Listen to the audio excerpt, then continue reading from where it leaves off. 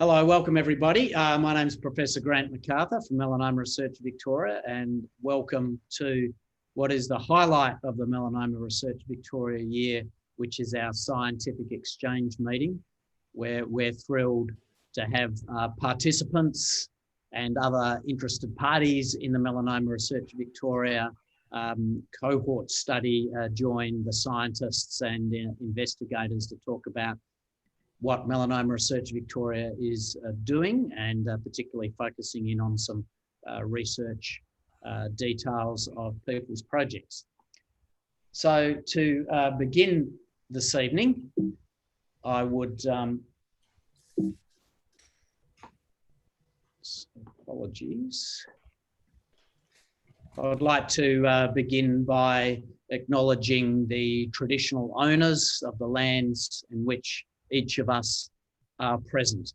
And we're very thrilled to welcome people from regional Victoria to this Zoom webinar. And I'd like to acknowledge all the traditional owners of these lands and pay my respects to elders past, present, and emerging. So this evening we'll be recording the meeting, and it will be posted on the Melanoma Research Victoria website.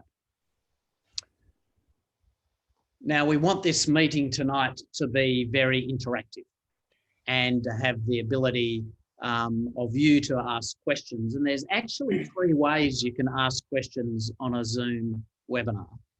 So the first, at the bottom of your screen, you'll see there's a Q&A function. You can click on that and type in a question. And please type your questions as the speakers are speaking, because we can then prioritise or group questions accordingly when we get to the question period after the presentation. Now, we also have the capability of people being able to ask a traditional question via voice and via audio.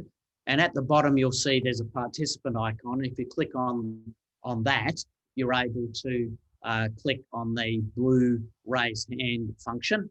And if we see that, we can unmute you and you can ask a question via the traditional means. You can also use the chat function that's at the bottom of your screen to ask questions, but it's probably easier for everyone if you use the Q&A function. So tonight we're also going to be doing some polls. And we've been doing polls routinely now in the scientific exchange meetings. So the poll questions tonight, they're anonymous. So in other words, no one will know who you are and how you vote. There'll be polling panels that you'll see come up on your screen. Very easy just to click on the answer that you favour. And then the results we do see live, but also we'll be putting those, saving them and putting them up on the Melanoma Research Victoria website. Okay, so this is the program this evening. I'll be running through a quick MRV update for you, and then we've got three presentations of some really topical issues that are in the field of melanoma. One is the exciting field of teledermatology, had a big push along during the COVID-19 challenges of 2020. We'll be talking about what is a really big issue for melanoma patients and other cancer patients, which is the use of telehealth, which has also been a big issue throughout 2020. And the hot scientific topic of 2020 that really moved across from 2019 is neoadjuvant therapy, and you'll be hearing about the details on that from Associate Professor David Gyorki. And then we're really thrilled this evening to have presentations from three finalists of the Morgan Mansell Award for the Young Victorian Melanoma Researcher of the Year, and my colleague, Professor Mark Shackleton, will be hosting that part of the evening. I've had the pleasure of having a sneak preview of the three presentations. They're all quite superb, and I'm very proud to have such fantastic young Victorian researchers working in melanoma. So before we get into talk about Melanoma Research Victoria and some scientific issues, I'm absolutely thrilled to be able tonight to formally award a Melanoma Research Victoria Excellence Award to Professor Jonathan Seebon, a really trusted colleague who stepped down from his role with Melanoma Research Victoria this year. And Jonathan was right there at the start of Melanoma Research Victoria, and we're actually celebrating 10 years this year, which we'll get to a little later. And Jonathan was there at the get-go, was instrumental in Melanoma Research Victoria receiving funding from the Victorian Cancer Agency to enable us to complete our work. And if there's one word in Jonathan's citation there that is on his award that sums up Jonathan's contribution, it's collegiality. Jonathan has been so collegial throughout the history of Melanoma Research Victoria, and I personally really appreciate Jonathan's contributions. Now, this award actually has a physical component to it, and this is sitting in Sonia Mailer's office at the moment, and the collaborative nature of Melanoma Research Victoria, we're actually tomorrow, Dr. Damien Key, who holds joint appointments at the Olivia Newton-John Cancer Research and Wellness Centre, as well as at the Peter MacCallum Cancer Centre, will pick up Jonathan's physical award and be able to take it to Jonathan at the ONJ, along with some kits for microbiome analysis, one of the latest areas of research for Melanoma Research Victoria that we may well be able to present to you next year. So Jonathan, want to acknowledge and thank all of your fantastic contributions to Melanoma Research Victoria over the years. Now, I'm going to now show you what is a super busy data slide, and there's a lot of information in this, but it's actually 10 years now for Melanoma Research Victoria. Initially kicked off ourselves as the Melbourne Melanoma Project, but we have evolved into Melanoma Research Victoria, really recognising the scale of the activities that we're undertaking. It's more than just a project now, and really importantly, it now encompasses participants throughout Victoria. In fact, you'll see amongst this wealth of data, if you look down this green column on the right here, you'll see Melanoma Research Victoria participant recruitment. And this year we ticked over 3,000 participants in the study, and I want to thank each and every one of the participants for generously donating their clinical data and tissue to enable research. Interestingly, 1/3 of our participants are from regional Victoria, actually reflects the population distribution across our state, with 2/3 in Melbourne, 1/3 in regional Victoria. So the name change to Melanoma Research Victoria very much reflects the fact that this research platform project, more than a project now, is really there for all of Victoria. So that's one striking piece of data over 10 years, 3,000 patients. You'll see, for those of you that are looking at the details, that 2020, the recruitment has dropped off because of the COVID-19 challenges, but ramping up again now. And there's been certain learnings actually for our project during that period of time. I want to highlight a few other things as well. Over 10 years, 63 projects have come out of the,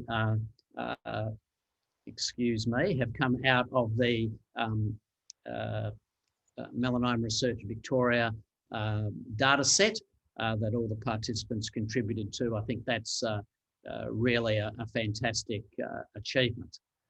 One of the really key things about Melanoma Research Victoria is our consumer reference group, and you'll be hearing from the current chair, Alison Button-Sloan, about telehealth on the program tonight. But there's some pretty striking numbers here as well for the consumer reference group. So in particular, the group have reviewed 63 different research projects for consumer input over the 10 years. a lot of work, and thank you very much for all of that. And a lot of involvement in leadership across consumer engagement in cancer research by the Consumer Reference Group, attendance at conferences, invited speakers, and advocacy for key changes when needed for access to new treatments for our patients. Us academics try to measure research outputs in a variety of ways. One way we do that is through numbers of publications. So the lead investigators across melanoma research Victoria over this period of time have published almost 400 scientific articles. So thanks to everyone for their contributions to this. I think it's quite striking. And just while I'm on this slide, I very much want to acknowledge the Victorian Cancer Agency in particular, and also the University of Melbourne for their critical financial support for Melanoma Research Victoria. Now, when we talk about the impact of research activities nowadays, we go beyond things like counting up numbers of grants, funding, and papers, and really look at research impact on patients. And I just wanted to, over this 10-year period, mention three of the absolute highlights that have come out of all of the activities in Melanoma Research Victoria and the donation of tissue and clinical data. One has been mutation testing. So we were real world leaders in integrating BRAF mutation testing into clinical care.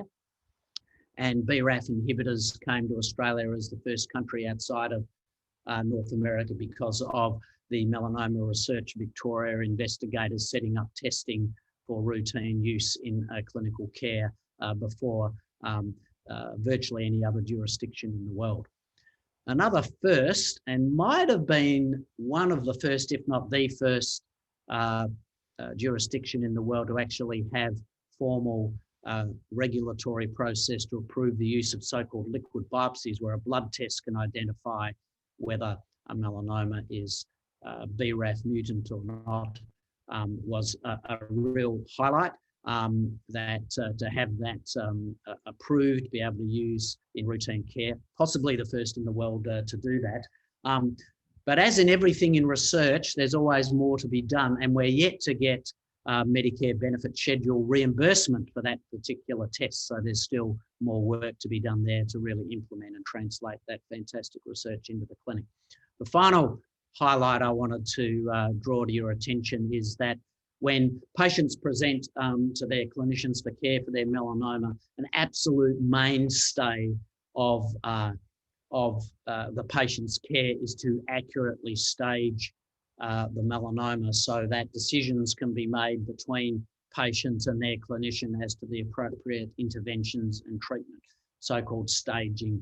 Is a melanoma just localized to the skin? Has it spread? What is the depth of it? And we were absolutely delighted to be able to contribute Melanoma Research Victoria to a huge international database that actually defined that staging system that is now used throughout the world. So I really want to acknowledge especially all the participants for sharing your clinical data so that you can improve the care of patients around the world. And also very much thank David Gyorki, who will be talking to us tonight, as well as Sonia Mailer, who had major contributions towards getting that data set together for us. So before we get into the presentations this evening, just some acknowledgements. This is the Melanoma Research Victoria Governance Committee. Thank you for all of your hard work and input to make this project successful. And highlighted in the green boxes there, two of our Consumer Reference Group members in the Governance Committee, Alison Button-Sloan and Paul White, and thank you very much, Alison and Paul, for your contributions. Finally, just all the centres and partners and collaborators that make Melanoma Research Victoria possible, the Victorian Cancer Agency, Pamela Galley for her support through the University of Melbourne greatly assists us, and thank you to all of the institutions and those involved that make the project successful. All right, well, I think that's about enough from me, and now I would like to move into the presentation part of the agenda, and kick off with Alex Chamberlain. Alex, warm welcome. Everyone is fascinated at how one might be able to use teledermatology to detect melanoma early, treat it effectively, and really interested in your experience and what's emerged during this remarkable year of 2020, where telehealth has in many ways come of age. So thank you, Alex, and I'll stop sharing my screen. And if we could turn on Alex's video. G'day, Alex. Great, thanks for the introduction. Can everyone hear me okay? Loud and clear. Good. Always unnerving doing these Zooms, but it's the way of the future, as I'm going to show you. So, and you can see my screen okay? Perfect. Good. So thanks to Sonia for the invitation to speak. I was asked to cover the impact of COVID on melanoma and the future of teledermatology. So I've got a few insights for you all. I work at the Alfred in the melanoma clinic, and I know a few of you in the audience there, so welcome tonight. So let's start with the origins of coronavirus, and you've probably heard some of these stats to death in the media. This was a respiratory virus that began in the Wuhan province of China back in December last year, and COVID-19 triggers a respiratory illness. It's spread by aerosol, and it can cause quite a severe pneumonia. The first case in Victoria was late January in an imported case, a chap that had flown back from Asia, I believe, and he was admitted to Monash Medical Centre by March. Our borders were closed and we were all socially distancing. Come April, the Premier declared a state of emergency in Victoria, which of course was the hardest hit in the country. And come August, we were in lockdown or stage 4 restrictions, and I think plenty of people are still getting over that. As you can see, in Victoria, we really bore the brunt of this pandemic with over 20,000 cases, over 800 deaths, and in healthcare workers, over 3,500 cases.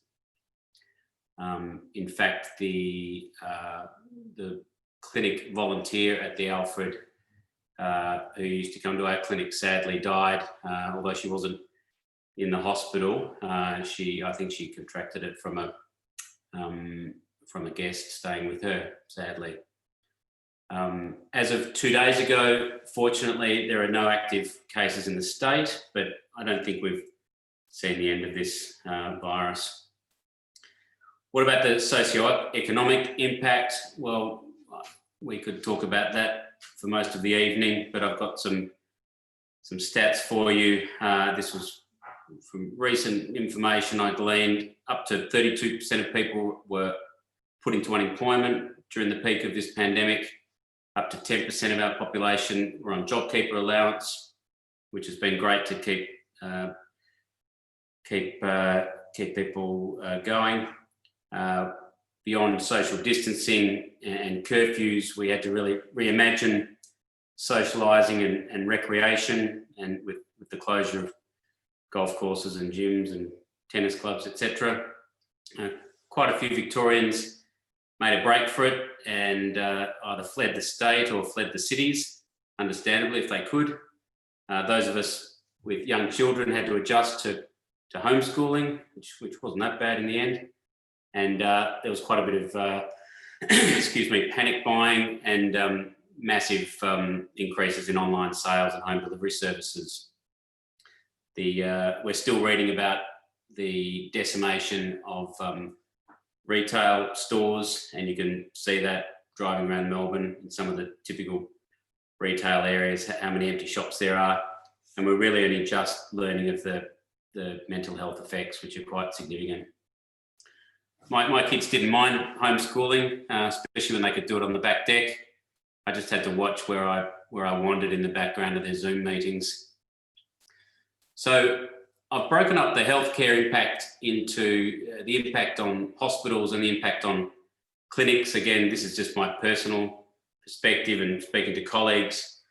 So as soon as this pandemic, this one in 100 years pandemic hit, the hospitals really had to improve their capacity to look after a potential tidal wave of cases, which never really came, although what I mean is our hospitals fortunately weren't overwhelmed, but a few intensive care physicians I see socially really were kept very busy preparing for worst case scenario.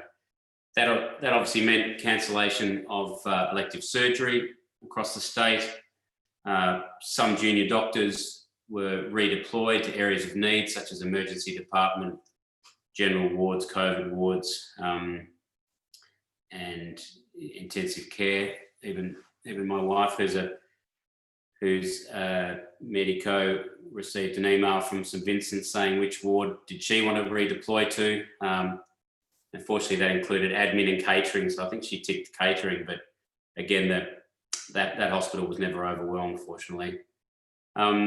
We saw a great increase in communication, and I'll talk about this in the next slide because it was near overwhelming, really, the amount of emails and news and updates we had to keep abreast of.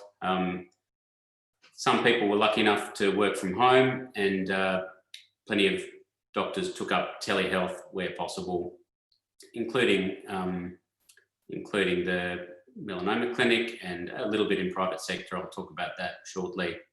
I gather there was some interruption to training and some, specialty exams, some fellowship exams were affected quite significantly. Certainly they've been delayed, and some didn't go too well, I've heard. So in fact, I know some dermatology trainees that were recalled from UK or chose to come home from UK. So it's been a crazy year, as you can imagine. The communication frenzy that we experienced really refers to the constant updates that doctors had to digest from Department of Health, along with print media, radio, social media. For those of you engaged with social media, that was going crazy. If you had a private clinic, you had to adhere to rules and regulations of the local council. Certainly in the dermatology sphere, we had quite a few local faculty and college updates to help direct dermatologists on how to prioritise workload and who we should be seeing, and perhaps who we should put off. There was hospital updates and of course dreaded email. I don't often look at my hospital internal email that much. I'm only at the hospital once a week, but it was mandatory during this period, and because the goalposts were just constantly changing, there was so many points where we had to readjust.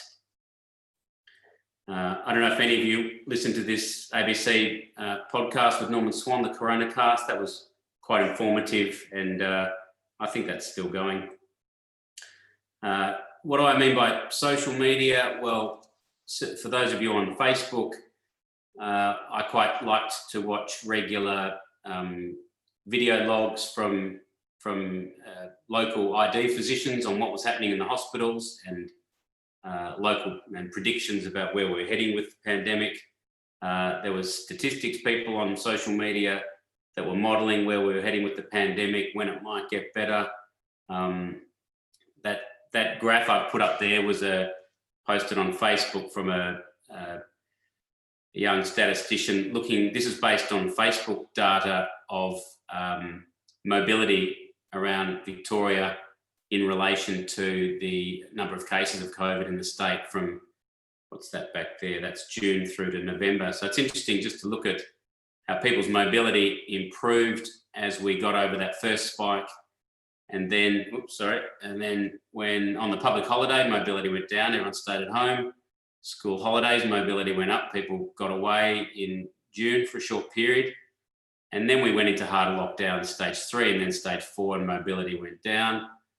All the businesses closed and mobility was very low. And then we've slowly come out of that with little spikes when we were allowed a little bit more liberties, reduction in mobility during semi-final, preliminary final, weekend and grand final. So many statistic models on Facebook you could digest if you had the time in the day. The Facebook doctors group was going bananas with frontline workers talking about their experience, their frustration, and that was interesting to read from someone perhaps not quite on the front line.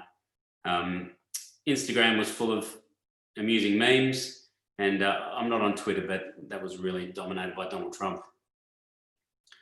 What about in the private sector? This is just a photo I took in our clinic of our anti-sneeze screens, which we put up early, and really there was a lot of adjustments. And I only heard today that a large dermatology clinic in East Melbourne, that senior clinician hired a logistics expert to really manage all the changes that had to be made.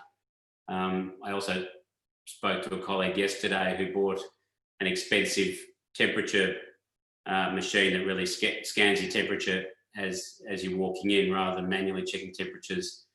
So we were really encouraged to embrace telehealth where possible, and that could either be via phone, Amazon Video or FaceTime. That could be either video or phone. We used a few video platforms. I think we're still getting used to it, but we have found telehealth good in some areas, not so good in others. We were under pressure to really reduce traffic through clinics. So we told the pathology couriers, come once a day, don't come 3 times a day. We told the pharmaceutical reps, we don't want to see you for a bit. And interestingly, they started contacting us via email and little video updates, which actually worked very well. But we were trying to keep the foot traffic in clinics low. We had to put a lot of signage up. In the early days, it was report, let us know if you've been overseas, if you've got a fever. Nowadays our signs are all about keep your distance, use a hand gel, and don't touch any samples. We're still doing temperature checks, obviously. Everyone is still in masks indoors, and our work does involve fairly close contact. So I think masks are going to stay for some time. We've had to step up cleaning of hard surfaces. And in fact, we changed the fabric on some of our furniture so we could clean it more easily. The new waiting room is the car park, which patients have been fantastic about, very understanding, very, very patient about staying outside of the clinic rather than allowing people to build up indoors. And now, of course, we're keeping a visitor log for, obviously we've got the log of the patients, but for any other visitors to clinic that stay more than 5 minutes, such as a IT support or a handyman, etc. Obviously at the hospital there are visitor logs, and at the Alfred there's an app where you log in whether you've got symptoms, etc. The question I was asked on Wednesday was, instead of the usual, have you got any viral symptoms, any contact, the question was, have you been to Adelaide lately? What other impacts on the private sector have we seen? For head and neck procedures, we're all wearing visors to minimise that aerosol contact. Scrubs have become universal. Talking to a lot of doctors, certainly hospital doctors, because we can be a little bit more hygienic in scrubs and clean them at the end of the day. We've had to declutter the clinic to a degree. We don't have magazines for patients to read, although they're sitting in the car park now. We've pulled samples off the shelves, and we've removed 2/3 of the chairs from the clinic. And I think because of the pandemic, we've had various supply shortages over time, be it the run on masks initially, or certain medications coming from European factories, or even, even bed sheets. And just anecdotally talking to patients and colleagues, I gather in general practice, a lot of clinics went pure telehealth, and that obviously varied from clinic to clinic, doctor to doctor. I think more senior GPs really didn't want to be in the clinic, and they were trying to cope by telehealth. What about the impact on melanoma in our hospital at our clinic? And this is a tiny bit of data one of the fellows has shared with me. I think when this pandemic started, we all suffered significant anxiety. What would this mean? Would we catch it? And I think that happened to the clinicians and the patients. And that really kept patients away from the clinic. So we saw an expected decline in numbers. These graphs show in situ, or so early melanomas, the cases over the course of the year. The solid bar is the last 3 years, and then the open bar is 2020. So you can see that our numbers of early melanomas dropped off quite significantly in that middle 6 months of the year, March through to September. And the invasive, the more significant, deeper melanomas, the melanomas with a greater risk of spread, they also dropped off, but we saw a bigger trend in the early melanoma. So I guess that told us that less screening examinations were going on. Perhaps the deeper, more invasive melanomas that were causing symptoms were leading to referrals. You can imagine that the average Breslow thickness, or the depth of the melanomas we're seeing, increased, and I've got a chart on the next page. And you've got to remember, this is just a short-term trend. We don't know if this has had much of an impact on outcomes. I guess we'll find out in the next year or two. This is the Breslow thickness that we've seen over the years, well, this year compared to the last few years. And again, in that middle 6 months of the year, you can see that for 2020, that the thickness was almost double. Perhaps if the average thickness of what we were seeing in clinic was closer to 1 mil, over the middle part of the year, that thickness was closer to 2, if not over 2 mil. So that's a significant increased risk of metastatic disease, perhaps a doubling of risk of metastatic disease. But again, we don't quite know what outcomes this will translate to over the next year or two. We're certainly, we're busy again, and we are seeing a few delayed presentations, unfortunately. This was a small publication in a European dermatology journal, just showing a similar experience in Rome, where they do see plenty of melanomas, believe it or not, in Italy. So looking at the thickness pre-lockdown, their average thickness was under 1 mil, so 0.88 millimeters. Curiously, in lockdown, their thickness went down, but I think that their numbers were way down. Post-lockdown, quite a significant increase in the average thickness that they were seeing. And if you look by age group, you can see it was the older adults that the thickness jumped most significantly. So 1.06 millimeter average thickness in the over 65 group pre-lockdown. Post-lockdown, it jumps to almost 3 millimeters. So quite a significant increase in average thickness, and I'd prefer 1 millimeter to a 3 millimeter melanoma. I did see another publication on similar experience in Spain. Again, these are short-term trends. So is this a COVID melanoma? This was a lady that we only saw a few weeks ago that she did report fairly rapid growth with this lesion, but the pandemic really kept her away from medical care for some time. And, she said this had grown over a couple of months, but I suspect it was longer than 2 months. And this is quite a deep melanoma, 16 millimeters. And she's had her surgery, but these are some of the advanced tumours that we don't like to see. And I think the pandemic did influence her presentation. And look, my gut feeling is that the older group of patients were more terrified of the pandemic particularly by the stats that you read, that the death rate was higher in that group from COVID, that is. Let's talk a little bit about teledermatology. There's a few different types of teledermatology. The classical type is asynchronous, where patients are stored and forwarded to a specialist, and then they feed back to the patient or the GP, as opposed to real-time teledermatology. What we offered in our clinic was either, although you can't really examine someone effectively, on a FaceTime call. We were really relying more on the patient forwarding very good quality photographs, and we coached the patients through the photography process as much as we could.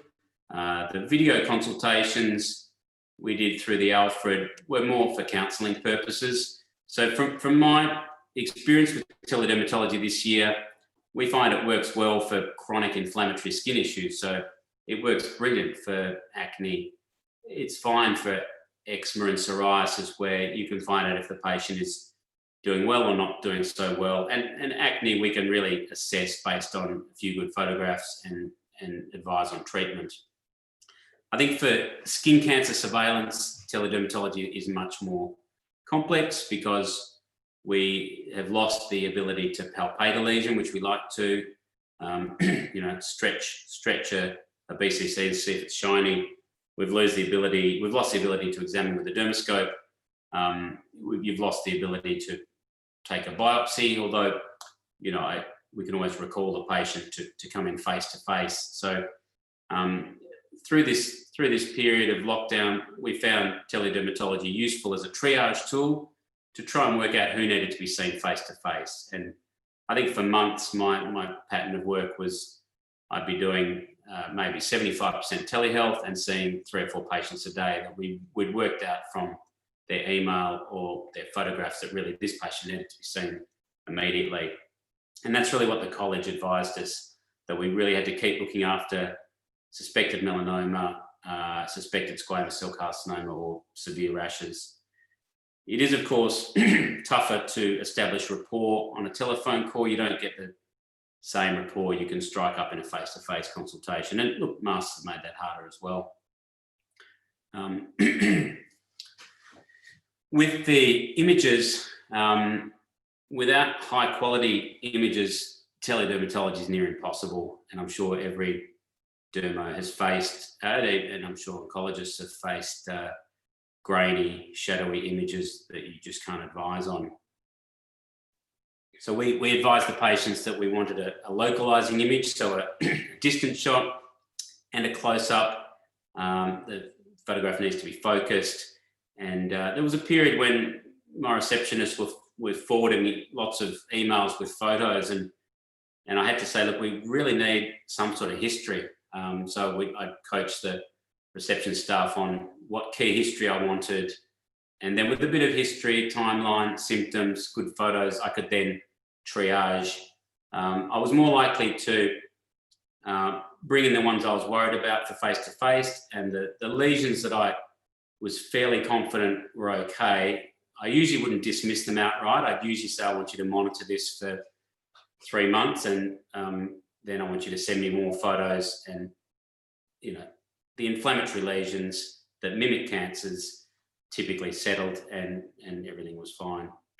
So teledermatology is promising, but there's plenty of challenges beyond even photography. And that includes the so-called digital divide, where not everyone has tech access and not everyone is health literate.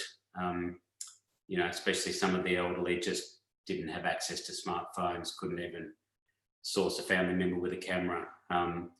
There was a Medicare rebate introduced for teledermatology, and that's at least with us until March, excuse me. But I guess we're unsure what's going to happen past March. So there's some Medicare reimbursement for the teledermatology consultations. In the early days, we were obliged to bulk bill any patients that were quarantining from COVID or that were high risk for COVID. And certainly I found that useful for keeping some of the older immune suppressed patients out of the clinic when I thought it was in their interests. What about melanoma telehealth in 2020 at my institution, the Alfred? We primarily, from the dermatology half of the clinic, we primarily used it to counsel patients who had a diagnosis of melanoma, largely about their prognosis. We would plan for surgery and sentinel lymph node biopsy, which always takes some counselling. And then the surgeons would do their teleconsultation. And then a lot of the plastics surgery was done off-site, not at the Alfred, at a smaller Sandringham hospital, which did keep the patients comfortable and away from COVID risk as much as possible.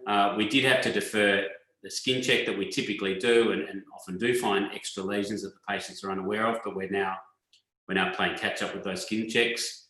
I must admit the online virtual multidisciplinary team meetings do work pretty well. And I think we may stick with that, who knows. There is a nuanced etiquette with those meetings, and maybe some people tend to stay quiet in those meetings. Some people dominate potentially, but you know, we've found those meetings to work really well, and I found it to work well for lectures to students and certainly admin meetings with colleagues, you know, local faculty, college, etc. Certainly it's a time saver, not having to come into Parkville tonight. I know from speaking to oncology colleagues, the oncologists have also found it pretty good for dealing with patients, mainly where they're relaying negative results, I guess. Now, can you guys still see me? I've just lost my screen for a second there.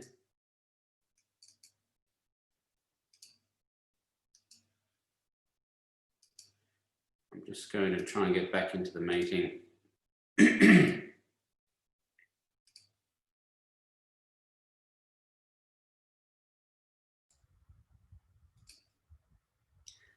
Sorry about that. I'm back.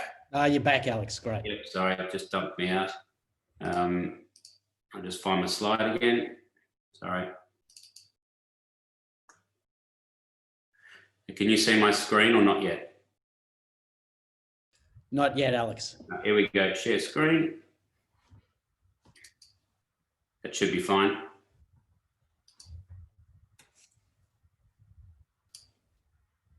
Have you got me again? Yep, all good. Okay, I'll just find my slide.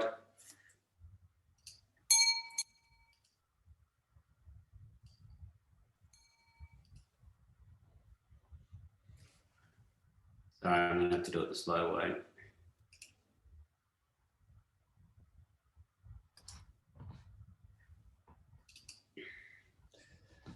Now, just while Alex is getting these slides up, please think about your questions. You can put them into the Q&A by clicking at the bottom, or go to the participants tab and put your hand up using the raise hand function on the participants tab.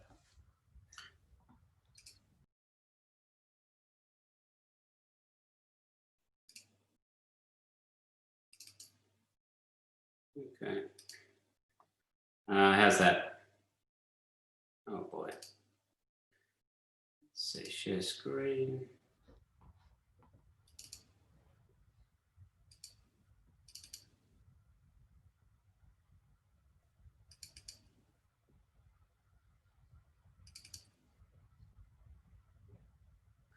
Sorry about this. Might be too long.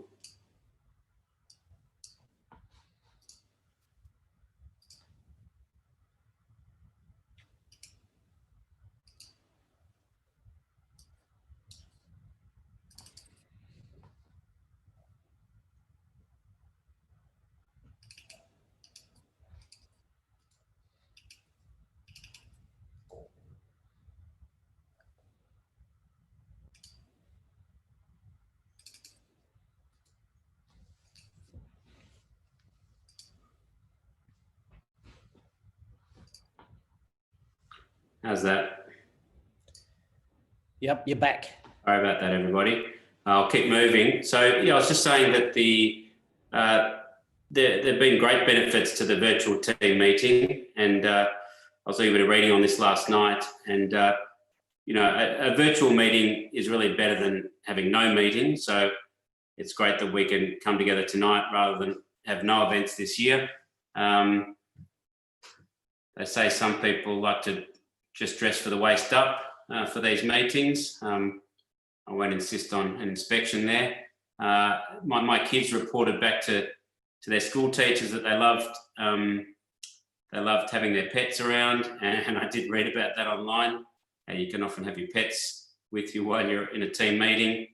Do you prefer video on, video off? I tend to prefer having it off and just focus on the speaker. But again, it's a whole new world that we're still adjusting to. I read that if the host wants to mute a colleague, you can do it slightly more acceptably on Zoom rather than face to face. You can mute them rather than say something unpleasant. Meetings can be recorded, which is great, and certainly I've given a few talks where the doctor said they might record it to show others. You can leave a meeting on your own terms, which sometimes works well. As I said before, there's a different etiquette to these meetings. It's unwise to try and multitask too much. You really lose your focus. And as I've already said, it's good for admin meetings. It's been good for teaching this year. And I've even attended a few online conferences where it's worked fine. I think you have to block off time to watch the lectures rather than do it in the evenings, otherwise you'll just never do it. Now, this patient consented a few weeks ago to me sharing this image of him. This was a video call at the Alfred. This chap was referred about the lesion on his nose, which for once I could actually see it in the video call. He'd had a few biopsies that were equivocal, and I think we were reviewing the pathology. So, look, ordinarily we would have liked to examine that man's nose dermoscopically with good lighting, magnification, possibly the Woods UV lamp, and in an ideal world, the confocal microscope to try and map it. But look, this man was referred straight to the surgeons to remove it because it was growing and there were just too many equivocal biopsies, and I think our pathologist was concerned. But he was exceedingly happy to have that decision made from the comfort of his own home. This was one of the few melanomas I saw in the lockdown. This chap who I had seen before for melanoma forwarded me a photograph, a really good quality photograph you can see of this lesion in front of the ear. And I did have a pre-existing photo of this part of his face, and this had clearly changed. It had darkened at the superior pole at the top there. And I said, look, I just don't like that. You've come in tomorrow and I'll take a biopsy. And that was a nice early melanoma. And, fortunately the surgeons really carried on throughout the pandemic and he had his surgery and a good outcome. Interestingly, there's already been some publications in the recent literature on virtual melanoma checks. This was from colleagues in Brisbane, Peter Sawyer and Monica Janda, and some colleagues in San Francisco, California, I think, Susan Sweater. And I think this little piece was on how they handled these so-called virtual melanoma checks. And they made the point that it really comes down to how good the photography is. So given that you're unlikely to be able to use your dermoscope, this table illustrates that they counsel the patients to use natural daylight to take the photo, and that's what I tell patients as well, either start or the end of the day. Try and have a neutral background, not too much, no distracting features on your distant shot. Remove jewelry or anything shiny. Try not to have a shadow. If you use a smartphone underneath a downlight, you're going to get a shadow. Take a few photos, so an overview or a localizing photo and a close-up. Look, I don't know any patients that have dermoscopic devices. I have had patients ask me what's a cheap one they can buy. I mean, that technology is getting cheaper and cheaper, and I'll show you shortly how it might be more widely available with the ASMID project. Record the body location, give us some of the history, tell us about the change, give us some of your medical history, and with those sort of details, we can sometimes make a diagnosis, maybe not always. Now, you've got to remember this melanoma detection timeline. We really like to catch melanomas when they're tiny, when they're early, embryonic, excellent prognosis. And these are really caught with the dermoscope because we see the characteristic features. With teledermatology, I think we're probably not going to be catching these tiny ones. We're more going to be catching the larger, more ugly, multicolored lesions, and hopefully not these bleeding, thick tumours. So this is just to make the point that there are tools that we like to use when we assess lesions that are really indispensable in this day and age. There are little pocket dermoscopes that attach to smartphones. They're nifty gadgets. They're still expensive. I don't think patients are buying these sort of scopes, but I'll show you a schematic shortly where pocket smartphone attached dermoscopes could really extend our reach to many patients who can't access a specialist easily. So let's talk about the future of teledermatology.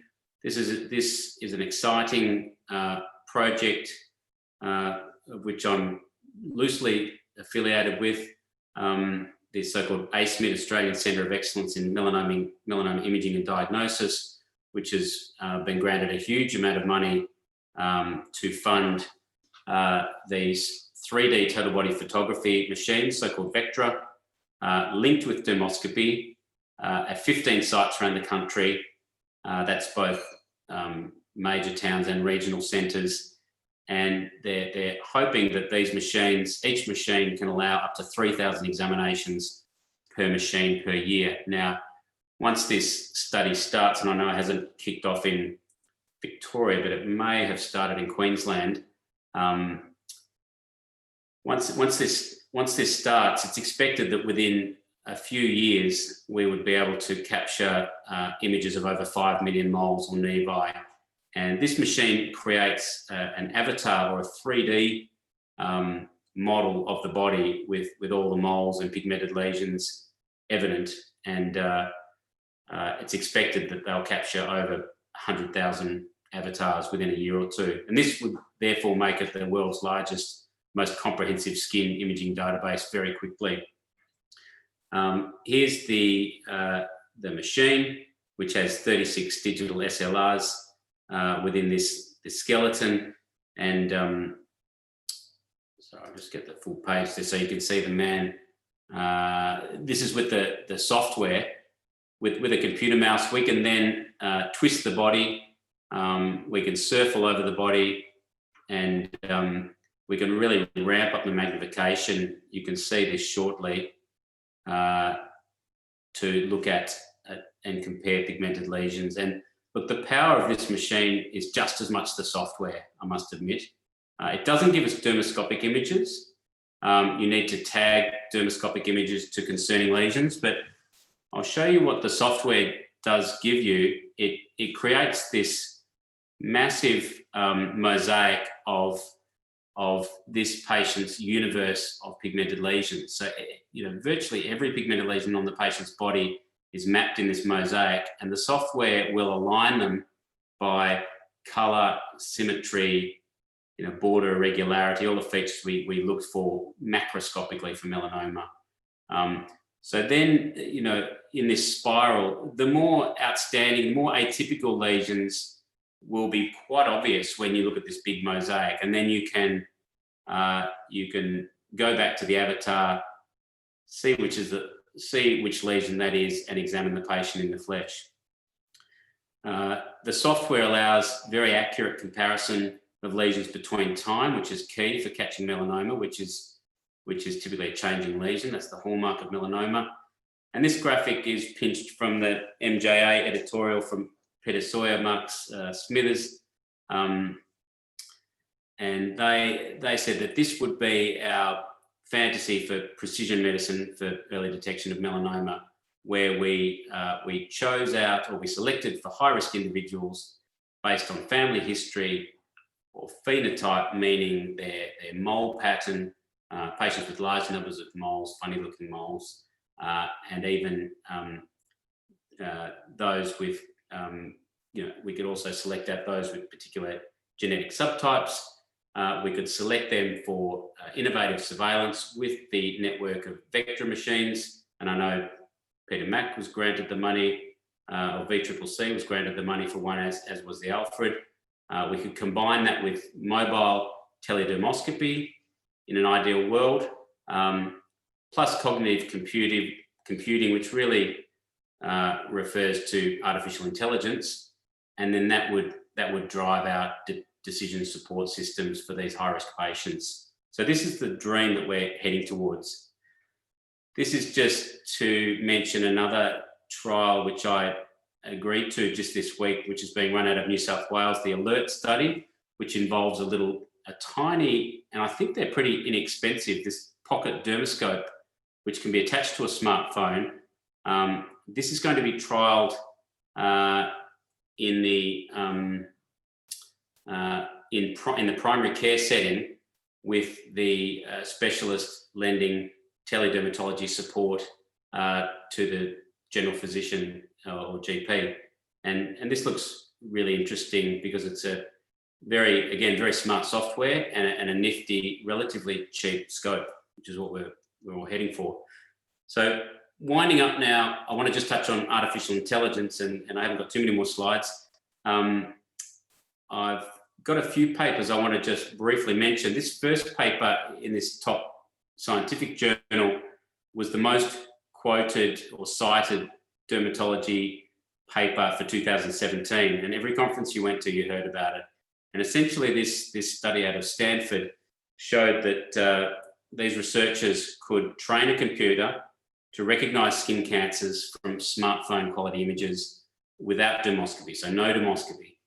And they used a huge data set of over 125,000 images, and they compared the accuracy to a number of dermatologists, I think it was 20 or something, and they found the accuracy was equivalent to this group of dermatologists in distinguishing melanoma versus benign moles and distinguishing carcinoma, so BCC, SCC, the common skin cancers, distinguishing that from seborrheic warts, which are the benign age-related lesions.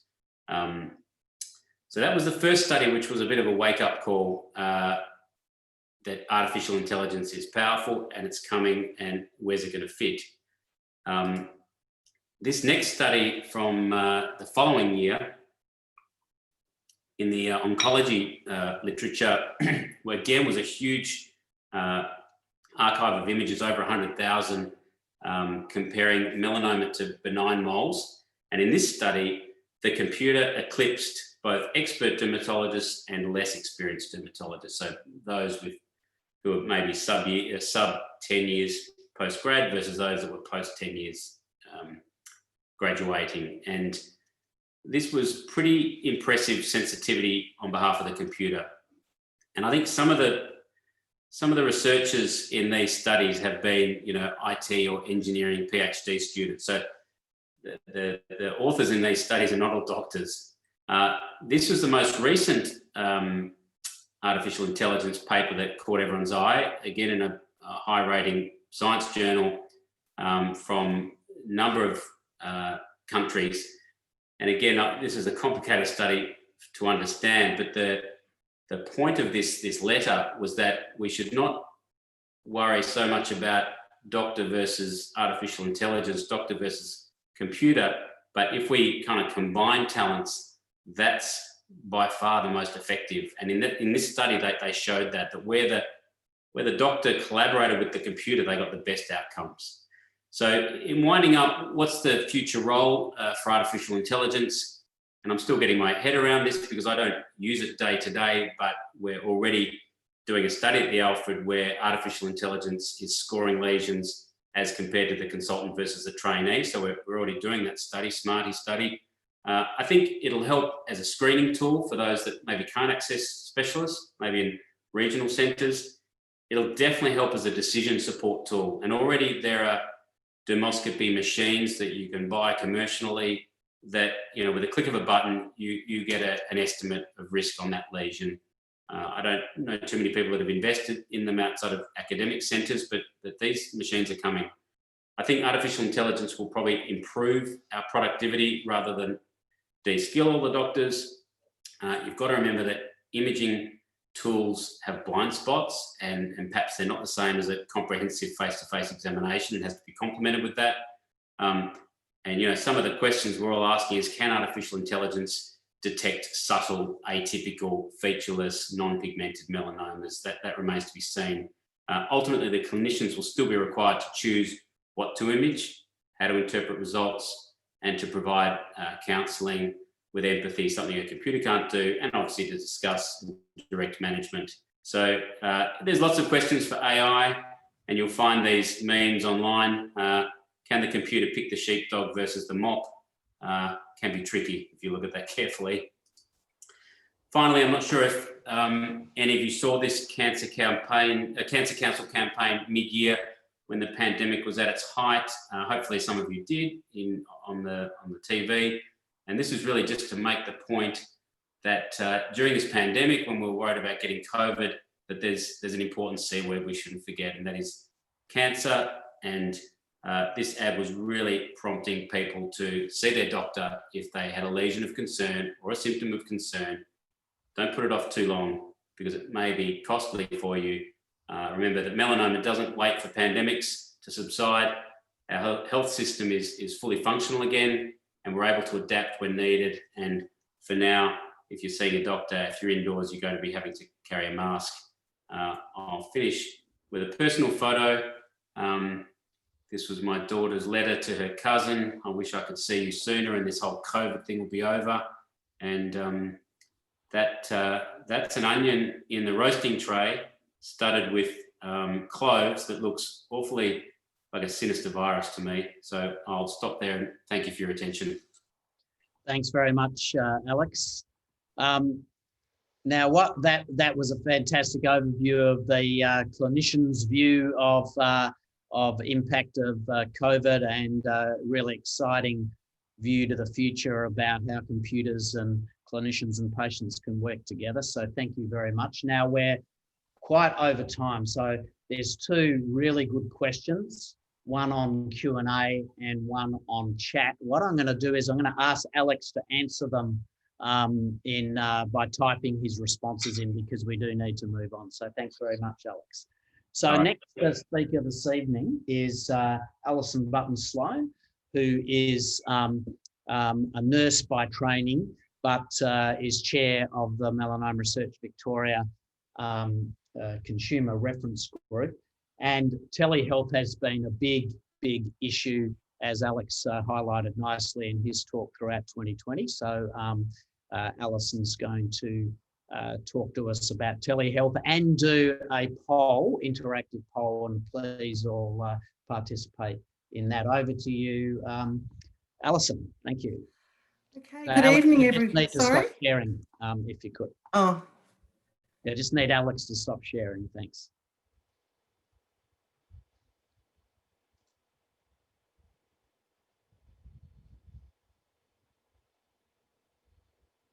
Okay, Alex, if you can hear me, just unshare. There we go.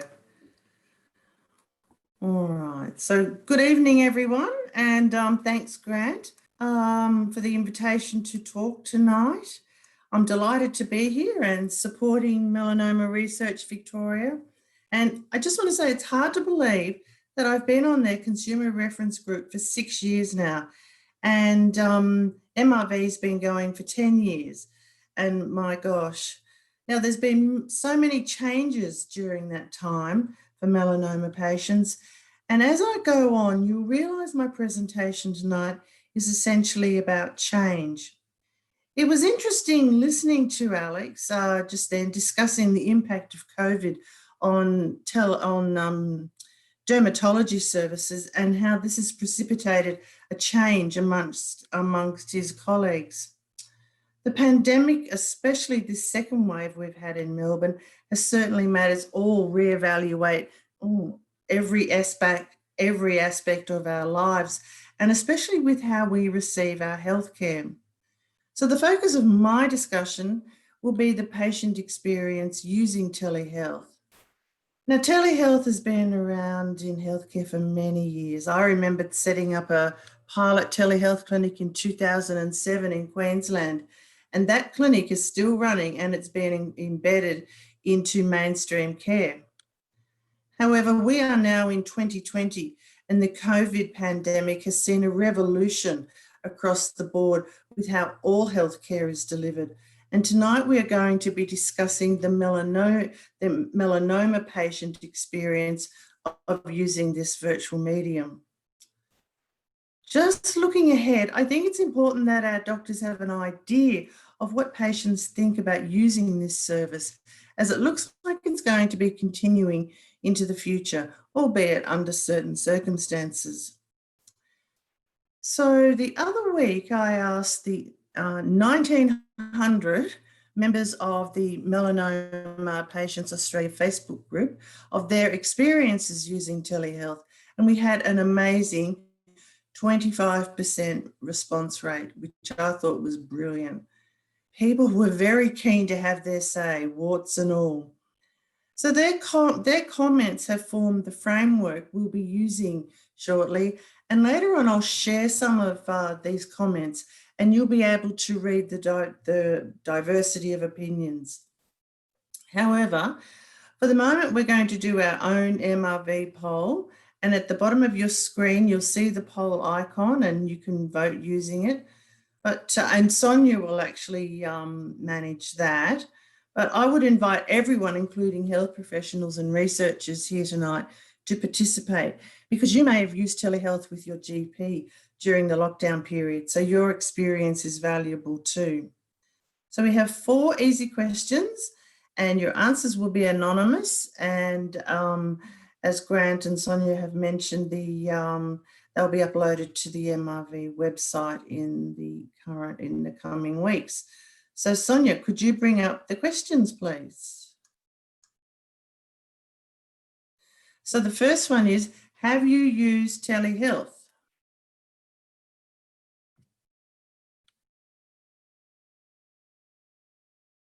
That's even if you've been with your GP, with anyone. Okay.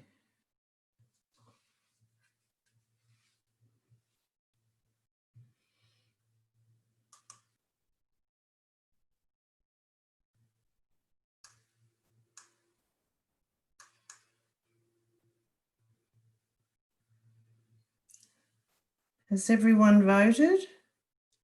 Do we think?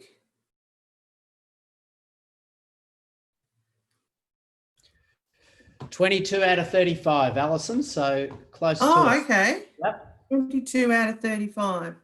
All right, just over half. All right. So we'll move on to the next question, please.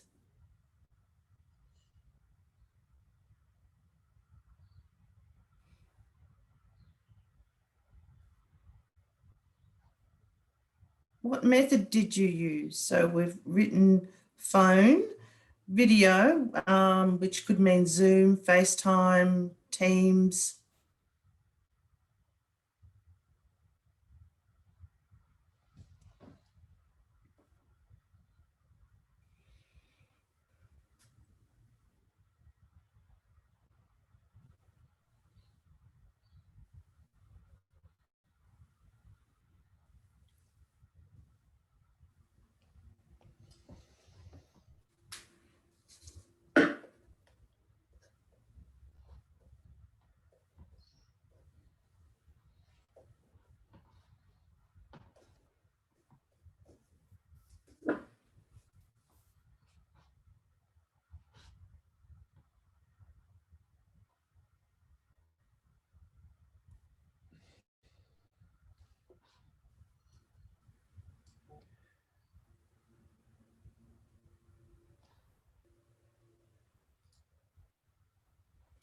Question 3, going forward, how would you like to use telehealth? So the options are never, I don't like it, just for routine appointments, or you'd like a mix, telehealth over the phone or via video versus face-to-face.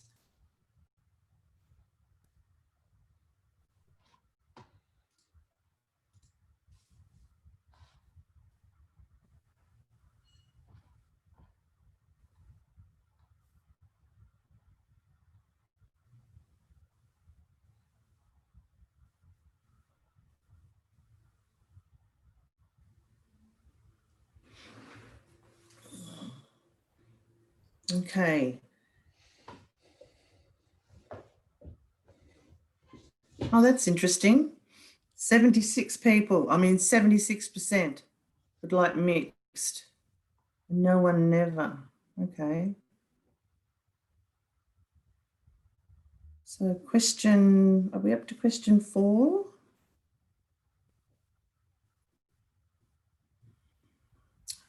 How would you prefer to receive your scan results? Over the phone, video, so Zoom, FaceTime, Teams, or face-to-face?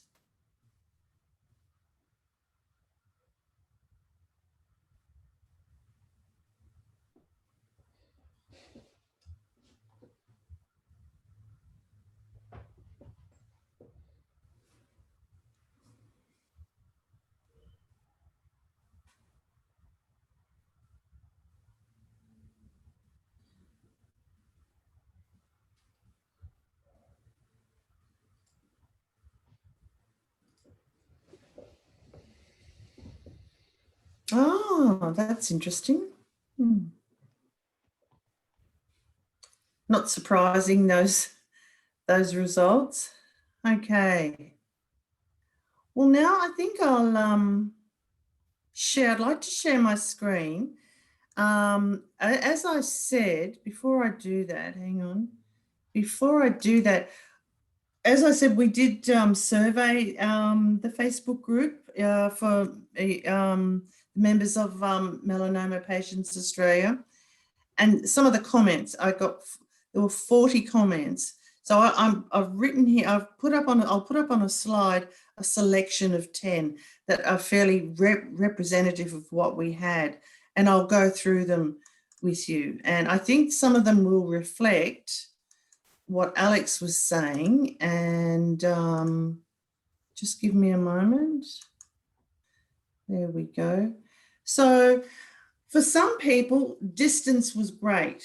You know, to have a telehealth appointment, the distance was, because they live so far away from the hospital, the telehealth appointment was wonderful. And there you see someone's, been living up on the border. And so, you know, as we know, that was a nightmare for the residents up there. So she was really happy. And then one person said, look, it saves me an hour each way for a 5-minute appointment. No pulling punches there. Someone said it's convenient and time saving, but I found it interesting that this person, and I know and they're a stage 4 person, they found it very lonely and isolating. And what that made me think was, when you go into a hospital, you see other patients in the waiting room, you talk to the receptionist, you may talk to the nurse, and then you see the doctor. So there's this social interaction. And as humans, we are social beings. So this woman has found it quite isolating. And that would have been exacerbated by the lockdown. Someone has said they did get their results via telehealth, but face-to-face was better. One person said they had problems with the hospital internet system. So, oops, sorry. One person said it was great having to been able to avoid the COVID rules at the hospital, and that finding a park was a nightmare. So to avoid that, telehealth was wonderful for them. Then we had a very pragmatic person, I'm not sure if that's the right word, who said that even if what difference does it make if it's bad news, whether it's done either face-to-face or via telehealth. That's their take on it. And then, and I think this has been reflected tonight in the poll, that we had one woman wrote that she had a couple of telehealth appointments, but saying they were good, but she'd prefer a mix. And then we go to the other end of the spectrum, and this person's written they would be completely to have all their appointments via telehealth. It's quick and easy, and maybe frees up appointments for those who really need a face-to-face appointment.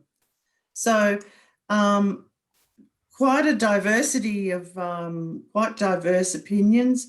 Some of the comments which I haven't put in were that people were not happy to have skin checks via telehealth at all. They some people felt, you know, embarrassed about taking off parts of their clothing on screen. And yeah, so very interesting. I never had anyone say that there was no way they didn't want to forge ahead with telehealth in the future. So that's it. Great, thanks very much, Alison. I found the survey results really interesting. So please put any questions for Alison, and we have the other panelists as well on the Q&A, or raise your virtual hand in the participants tab and you can ask a verbal question. So Alison, maybe if you pop your video back on, we might just have a discussion about those interesting survey results. So first of all, I assume that tonight's live results that people saw probably aligned really well with the Facebook survey in terms of those percentages. Yes, they did. Yeah. They did. Yeah. People seem to be very keen about telehealth, but they were cautious. They wanted both. They didn't want to be cut off totally from their doctors, from seeing them. And I think too, some of the patients, when they go in for their treatments, when they're going in for their infusions, they like seeing the nurse too. There's that contact again. So, but it is hugely convenient.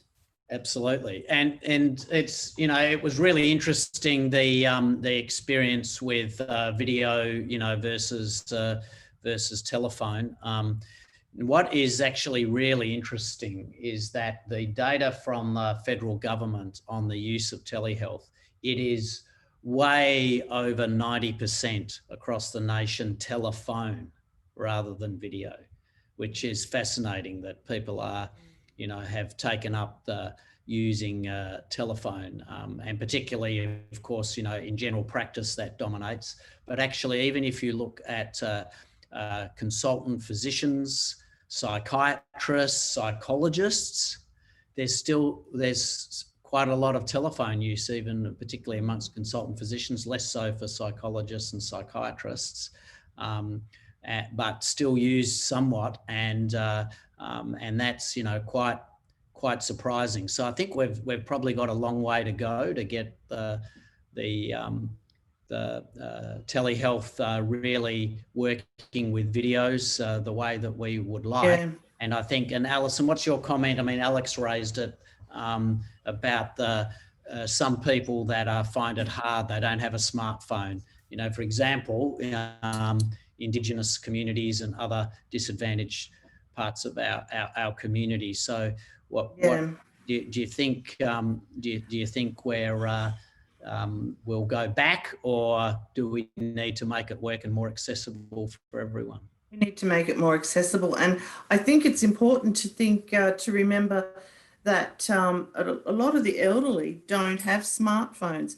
They've probably got one of the old Nokias and they've kept it going for years, and they can't take pictures. And so it's difficult for them, and we have to keep in mind that melanoma rates are increasing for people over 60. Now, I would suggest, just from my job, I know that people over 75, I can see the level of, you know, their level of understanding of technology starts to wane. But, you know, you're going to get people like Alex showed a picture of a lady who was 83. You know, I'd like to know whether she had a smartphone. The other thing I'd like to bring up is there were two comments that struck me, and they were that during doing consults over the phone, they felt that it was interesting that the doctors were talking over them and they couldn't remember everything they wanted to say. So, and that is hard, isn't it? When you're talking on the phone, trying to get a word in, or you forget. It's far easier to talk about things like we are now, where you can see someone's facial expression and you know, you'll see me go, but hang on, I want to say this, which you can't do over the phone. Yeah. All right, so we think it's here to stay. Alex mentioned the federal government are keeping the reimbursement in place for people to access it till March, but strong anticipation. I was on a call with the CEO of video conference with the CEO of Cancer Australia last night, and we're strong anticipation that will continue post-March, which is particularly, you know, fantastic for people that find it hard to get into to clinics all the time.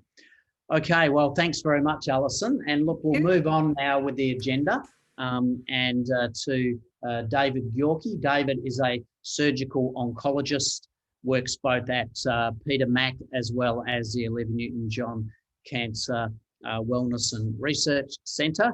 So David, I often say, is actually quite a rare beast amongst our clinical colleagues here in Melbourne, because he's very well trained in cancer immunology as a clinician. So David's going to talk to us about the new area of neoadjuvant therapy. Thanks, David. Thanks, Grant, and thanks for the invitation. I'm joining you from the beach that I wish I was on. So I'm just going to find my screen. Here we go.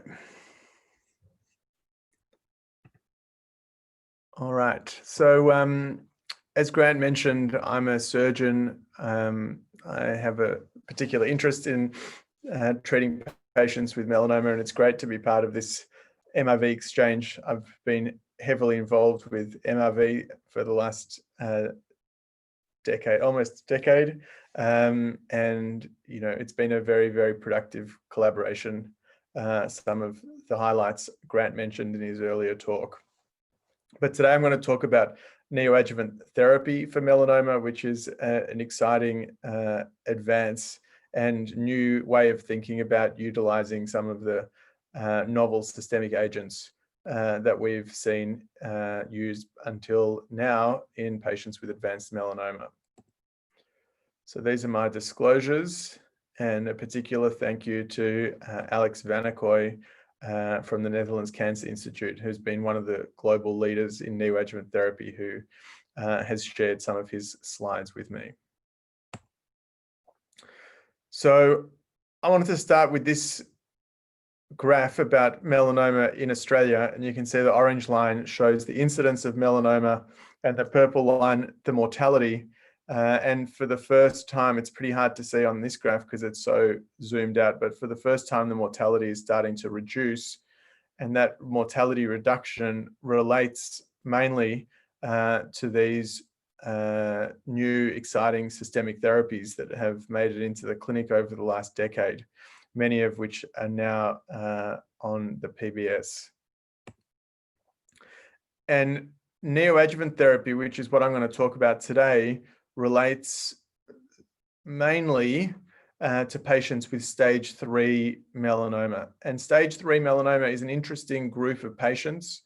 So when we stage patients, the main reason to stage patients is to group them according to their prognosis or their risk of dying from their melanoma, so that we can treat the groups similarly and we can interpret data in a universal way. And so the 8th edition of the melanoma staging system, which came out a few years ago now, is a highly data-driven staging system utilizing data from about 40,000 patients, including many from MRV. And what the staging does is it groups patients with stage 3 disease, that is those with lymph node involvement, according to their risk of mortality. And you can see here in this graph that with each progressive stage from 3A in green to 3D in red, there's a significant reduction in life expectancy. And that's based on both the primary tumor characteristics as well as the lymph node characteristics, the number of lymph nodes involved, and mainly the number of lymph nodes involved. So I just thought I'd put up a scan just so that we can think about what I talk about in the context of a real patient. So this is a 71-year-old woman who had a melanoma excised from her calf 10 years ago. It was 2.4 millimeters and ulcerated. She did not have a sentinel node biopsy done. And she now presents with a 2-centimeter inguinal lymph node. That's a lymph node in the groin. This is a cross-sectional scan of a patient. You can see her 2 thighs here and this lymph node in the groin that lights up on the PET scan. That's the only site of disease. So because she had an ulcerated primary melanoma and a single 2-centimeter lymph node, this makes her stage 3C. Standard treatment for this patient would be to have an operation to remove all of the lymph glands in the groin, and then to meet with medical oncology to discuss systemic therapy, which, depending on her BRAF mutation status, would either be with drugs targeting the BRAF mutation, which is usually dabrafenib and trametinib, or with immunotherapy. And that's a complicated discussion, which is for another day. So why do we do surgery first and drugs later? Well, that's generally been the approach in melanoma, but in many cancers, that's been turned upside down over the last number of years, where the drug treatment is given first and the surgery is given second. And there are benefits to that in many cancers for various reasons. In patients who have more complicated operations, they're more likely to get all the chemotherapy in if they have the chemotherapy, for example, before surgery, rather than after surgery, where surgical complications may delay drug treatment. In melanoma, there are a number of other benefits, particularly in the use of immunotherapy, which I'll talk about. So we know that patients like the patient I talked about here have generally poor outcomes. As you saw in that first graph, they have a survival of between 30 and 80% with surgery alone. But we do know that drug treatment, as I mentioned, significantly can improve that prognosis, with both these two types of treatments reducing the risk of recurrence by approximately 50%. But it's important to take this data with a little bit of extra information, which is this point about screen failure. So a screen failure is someone who has their surgery expected to be with curative intent, and then before they start on their drug treatment, they get scans, and the scans show metastatic disease that was not otherwise seen. So those patients would not be included in this data because they were not found, they would not have been eligible for any of these trials, even though when we first meet the patient before the surgery, we expect that their course would be to have an operation and then drug treatment. So when we give the drug treatment up front, then those patients are also included in the patient cohort. So to put it into a schema, when we do surgery first, you can see here the primary tumor, and these are the microscopic metastatic deposits that are not visible. We remove the primary tumor, leaving the microscopic metastatic deposits, and then give the drug treatment to try and treat those metastases before they become evident. Whereas if we do neoadjuvant, we give the treatment first where the primary tumor remains in the patient, And this is particularly important in immunotherapy because we're really trying to supercharge the patient's immune system against the cancer. And there's reasonably good evidence that the more cancer there is there at the time, the more likely it is that the immune system will respond. And then we do surgery later to remove the cancer. Obviously, we don't remove the microscopic disease that we don't know about, but presumably the same response that's been seen in the primary tumor has been seen in those deposits as well. So Alex Menzies from the Melanoma Institute of Australia in Sydney pooled the data from all of the previous neoadjuvant studies, and I'll talk you through these studies now. So neoadjuvant therapy for melanoma has really been a treatment paradigm that's been driven by investigators rather than driven by pharmaceutical companies who have really been pushing the adjuvant treatment path. So what does that mean? The adjuvant studies that I talked about, which have led to the drugs becoming standard of care in Australia, have recruited hundreds of patients from around the world. These neoadjuvant studies have been in much smaller patients. So the studies that have completed have recruited between 20 and 100 patients, but have shown very dramatic. This here, PCR, is a pathological complete response, which means that when you look down the microscope at the tumor that's been removed, the tumor is no longer viable or all of the cancer is dead.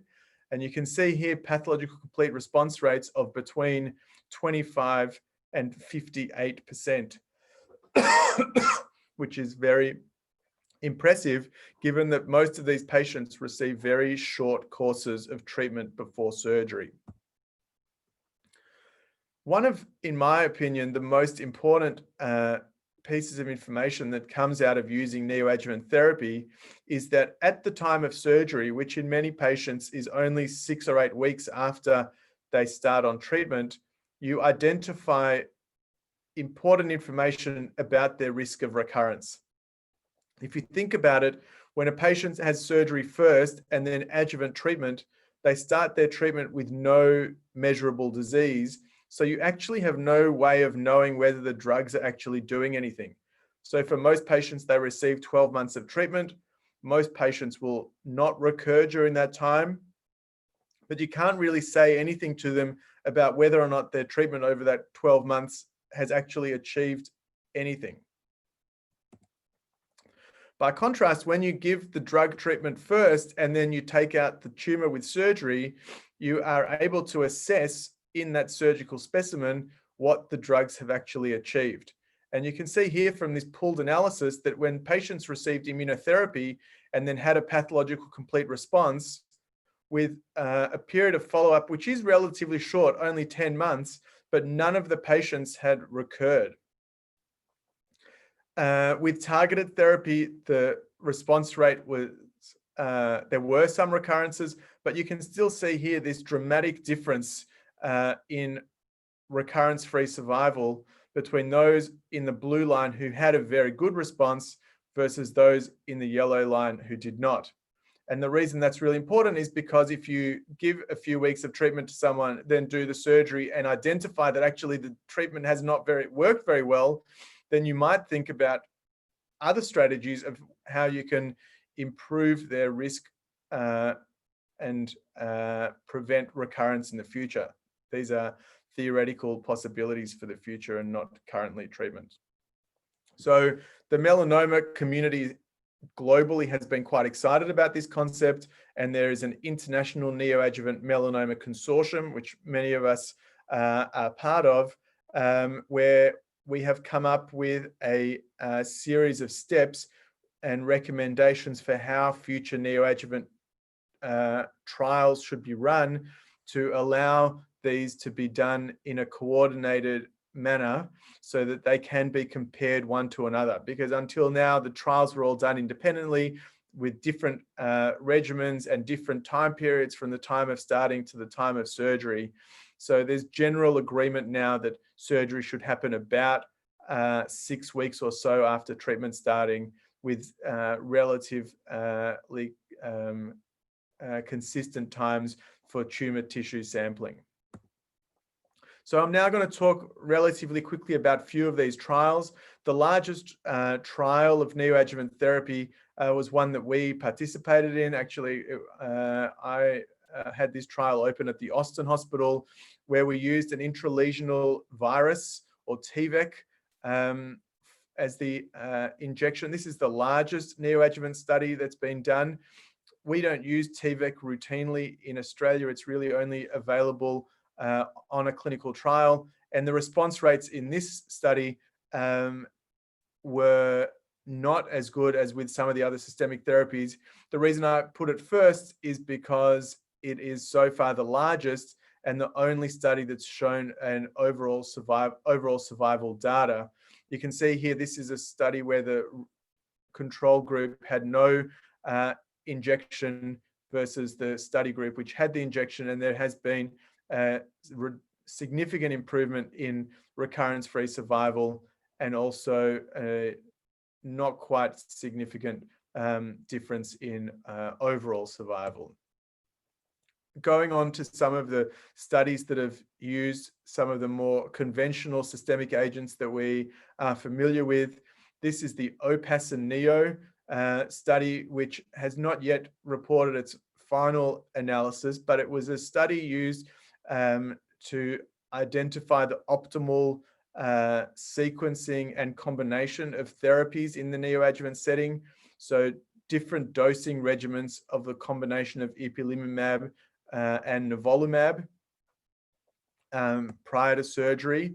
And what they found was that, you can see here this pathological complete response that I talked about, that when the combination was given at the same time, the complete response rate was much better than when the combination was given sequentially. But they also showed quite significant differences in toxicity, where this group who had higher doses of ipilimumab had much higher doses of grade 3/4 toxicity than the second group, which had the lower dose of ipilimumab. So actually this middle group here is the treatment that's been taken forward with subsequent neoadjuvant studies by this group driven out of the Netherlands.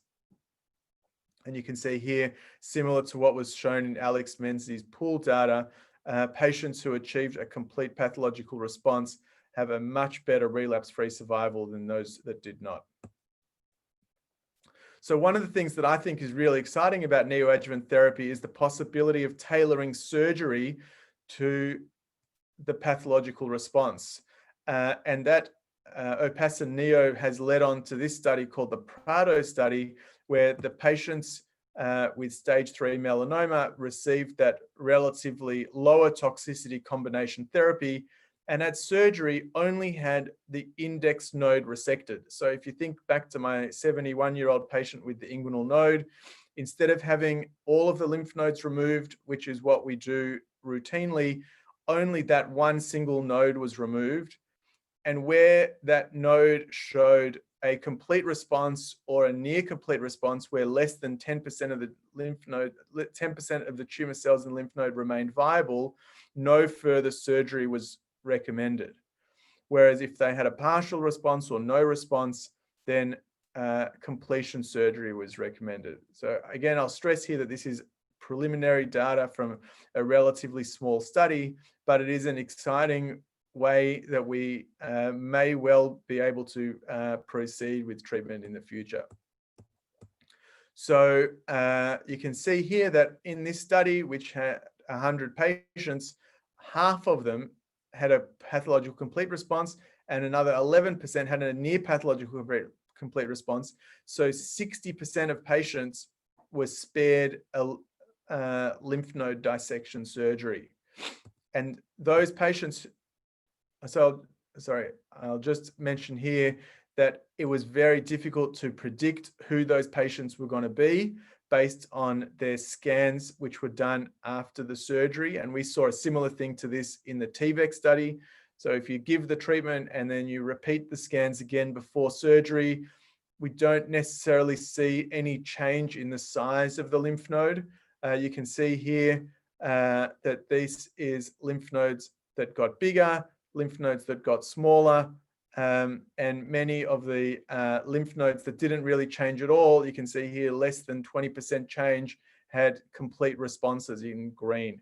So, and that's because what happens is, especially with immunotherapy, the lymph nodes are filled with immune cells, the size doesn't really change, even the uptake on a PET scan may not change, and it's not until the lymph node is actually removed and looked at under the microscope that you know what's going on. This is interesting and very important quality of life and symptom scores from the Prado study, where not surprisingly, patients who did not need a completion lymph node dissection and only had the index node removed had lower quality of life scores, had better symptom scores, and a significant rate of surgical complications with only 40 versus 54. But what I haven't included here is the severe complications, what we call grade 3 or higher surgical complications, of which there were none in the no therapeutic lymph node dissection group, and about 6 or 8% in the therapeutic lymph node dissection group. So some other potential benefits of neoadjuvant therapy for patients with really bulky and advanced disease where surgery would be difficult up front, we can make the tumor smaller to make the surgery easier. And we've already been doing that for some time here at Peter Mac, and it's been done around the world. So someone who's got borderline resectable disease becomes clearly resectable. The question that we now grapple with is, if a patient has a good response, do they really need the surgery at all? And these are discussions that we have regularly in our multidisciplinary meetings. There's the potential to reduce adjuvant therapy based on response. So many of the neoadjuvant studies have mandated that after surgery, treatment continue, but certainly there are some studies that have been done that have not yet fully reported, where patients stop treatment after their initial surgery. And that's very appealing, that instead of having 12 months of treatment, which is adjuvant therapy, patients may only need 6 weeks of treatment in the neoadjuvant setting. And if they have a really good response, they may not need any more treatment at all. As I mentioned before, particularly with the targeted therapy, using neoadjuvant therapy and identifying those patients where the treatment's not achieving the response that we're looking for, identify those who may need other types of treatment after surgery or further adjuvant therapy. And that's another major benefit of having some way to measure response in stage 3 disease. And then another really important part of neoadjuvant therapy is biomarker discovery. So biomarkers are tools that we use to identify drug response and prognosis. And here are a few that have been identified using neoadjuvant therapies. So we know that the number of T cell clones that are identified within a tumor predicts the risk of cancer recurrence. The broader the T cell repertoire, or the number of targets within the tumor that the T cells are responding to, the more likely a robust immune response and a more robust control of the cancer in the long term. And you can see here in patients who receive neoadjuvant therapy, there is a higher likelihood of a greater clonal expansion with a subsequent improvement in disease control. Similarly, another biomarker that was used in the neoadjuvant TVEC study was the density of CD8 T cells, which are the killer type of T cells. And you can see here that patients who have an increase in CD8 T cells in their lymph nodes at the time of surgery have a lower risk of recurrence than those who do not. And this correlates with recurrence-free survival.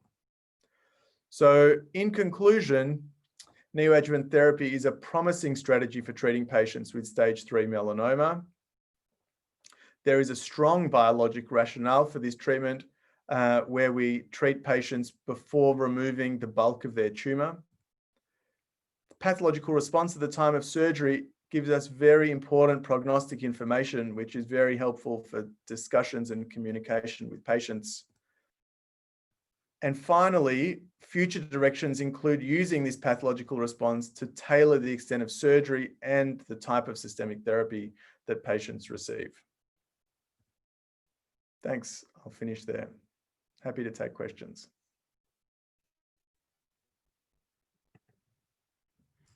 Thanks very much, David. Now, while people are thinking about their questions, they can also respond to a poll. So, as David's explained, neoadjuvant treatment gives drugs before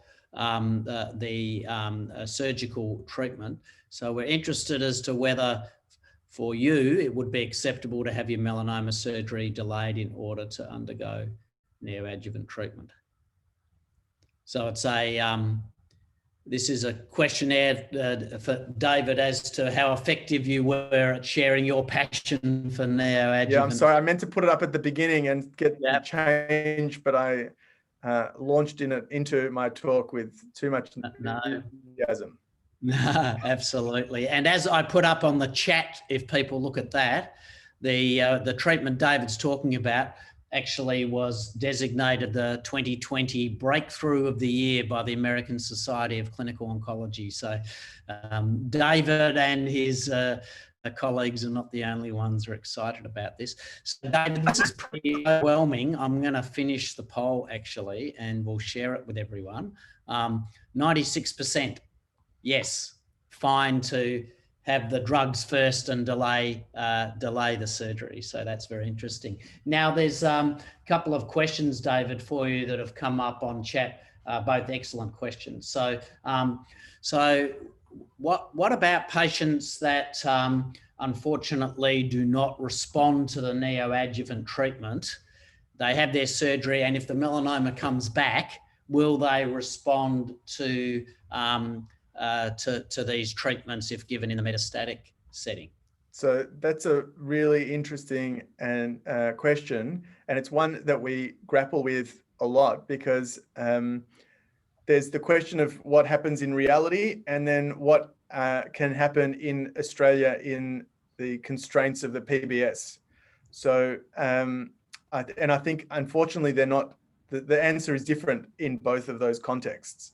So, and I think I'll talk firstly about if there was no PBS limitation, then certainly if patients don't respond at the time of neoadjuvant therapy, then you probably would not come in with exactly the same treatment strategy in the setting of metastatic disease. But if they receive, for example, single agent immunotherapy, then there is still a possibility of response to combination immunotherapy in the metastatic setting. I think, Grant, who uses these treatments much more frequently than I do, can talk about this more eloquently, but the response rate would be lower than the global population of people who have never been treated before, but certainly there are still significant responses seen in patients who have progressed on neoadjuvant therapy. Yep. Yeah, thanks, David. And, what's important for patients too is in that setting where, the melanoma is hard to treat, is to have access to clinical trials too, because we're trying to make these immune treatments better all the time by using, combining different drugs. And David, you've pretty much preempted a question actually from Alison Button-Sloan, but it's a little bit more nuanced than what you talked about with the pharmaceutical benefit scheme. So is neoadjuvant therapy currently available on the PBS? So neoadjuvant therapy is not currently available on the PBS.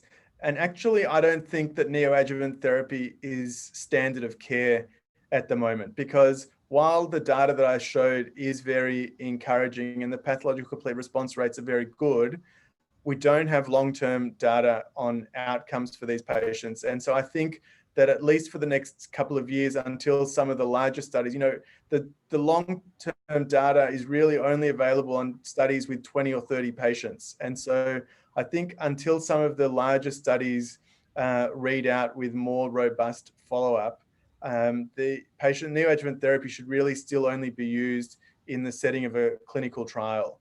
And so we have a clinical trial available at Peter Mac.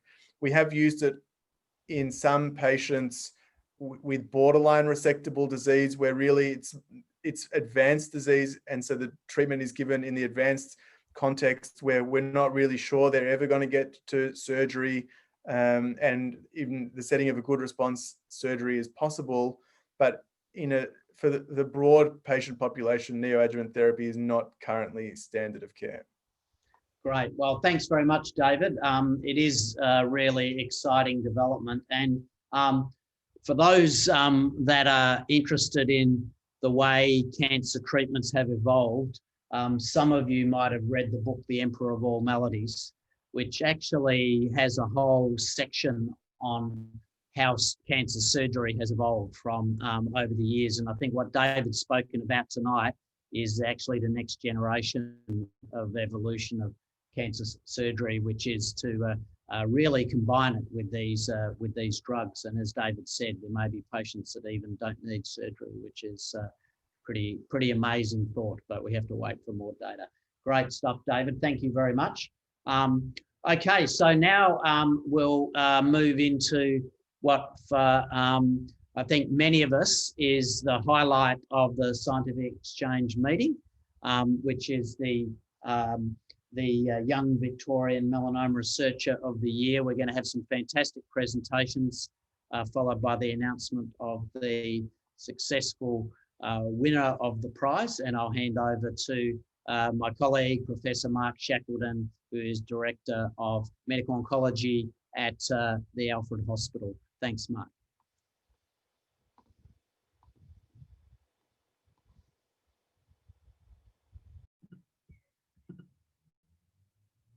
Thanks very much, Grant. Can you see that okay, the title slide there? All good. Great.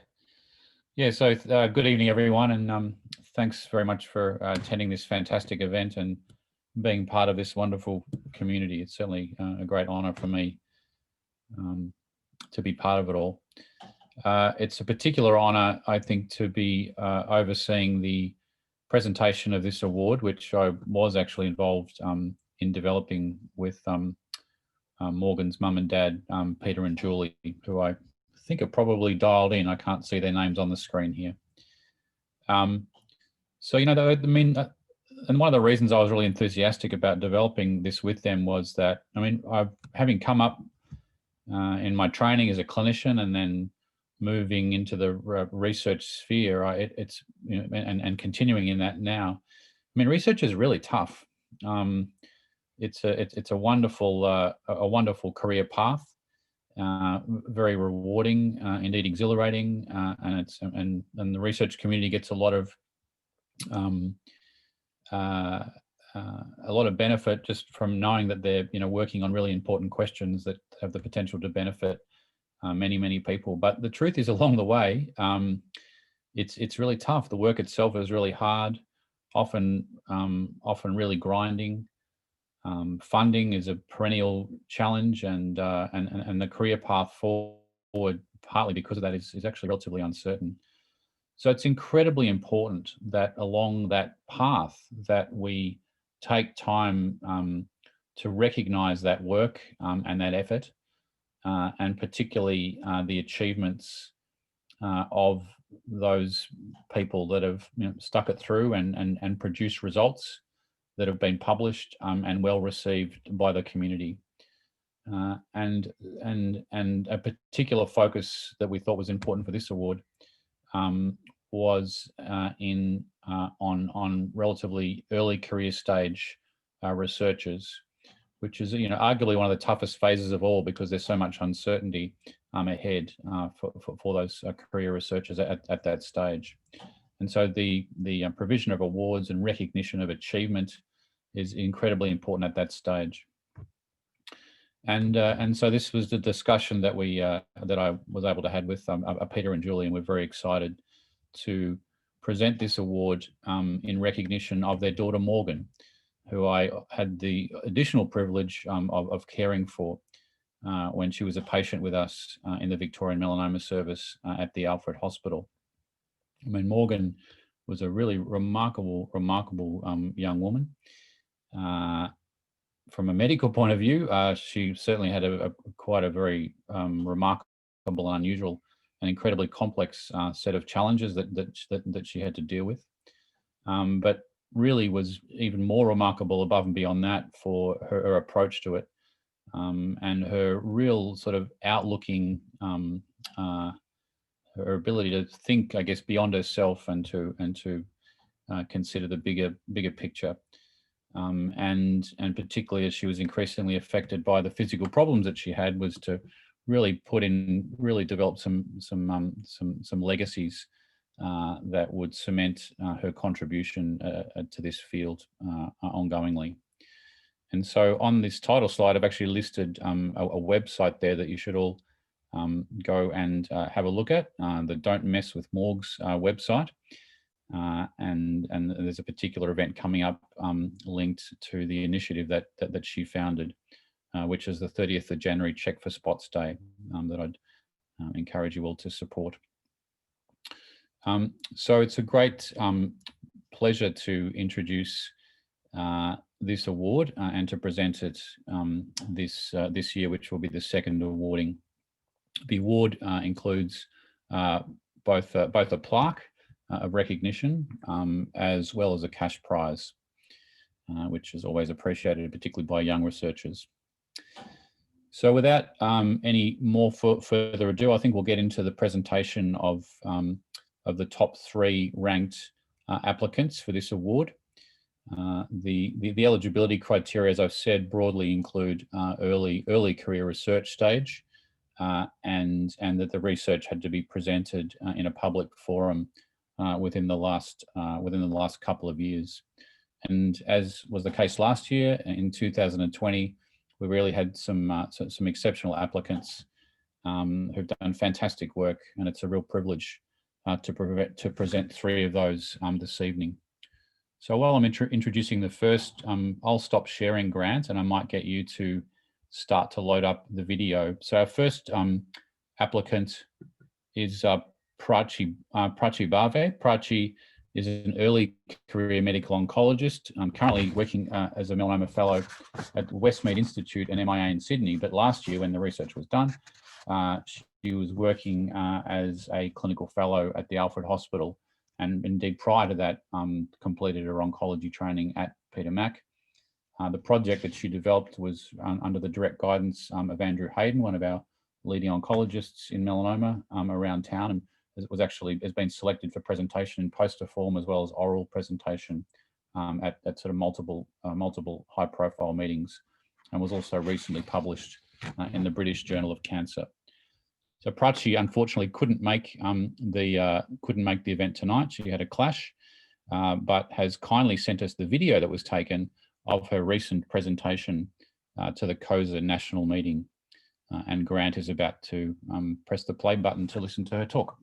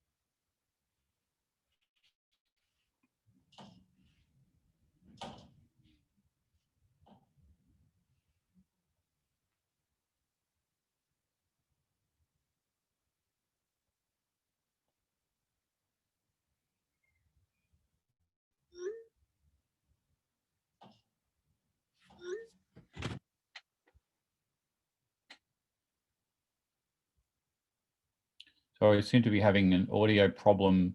No, I think we're sorted and we're going to start again. Sorry about that. Great. On behalf of my co-investigators, it is my great pleasure to present our project, Melanoma Recurrence Patterns and Management After Adjuvant Targeted Therapy, a multi-centre analysis. Here are my disclosures.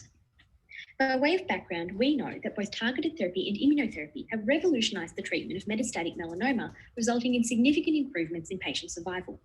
As a result, these treatments have been studied in patients with high-risk resected melanoma as adjuvant therapy.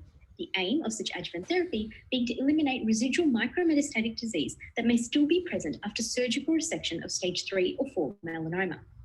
4 landmark trials have explored the use of adjuvant targeted therapy and immunotherapy.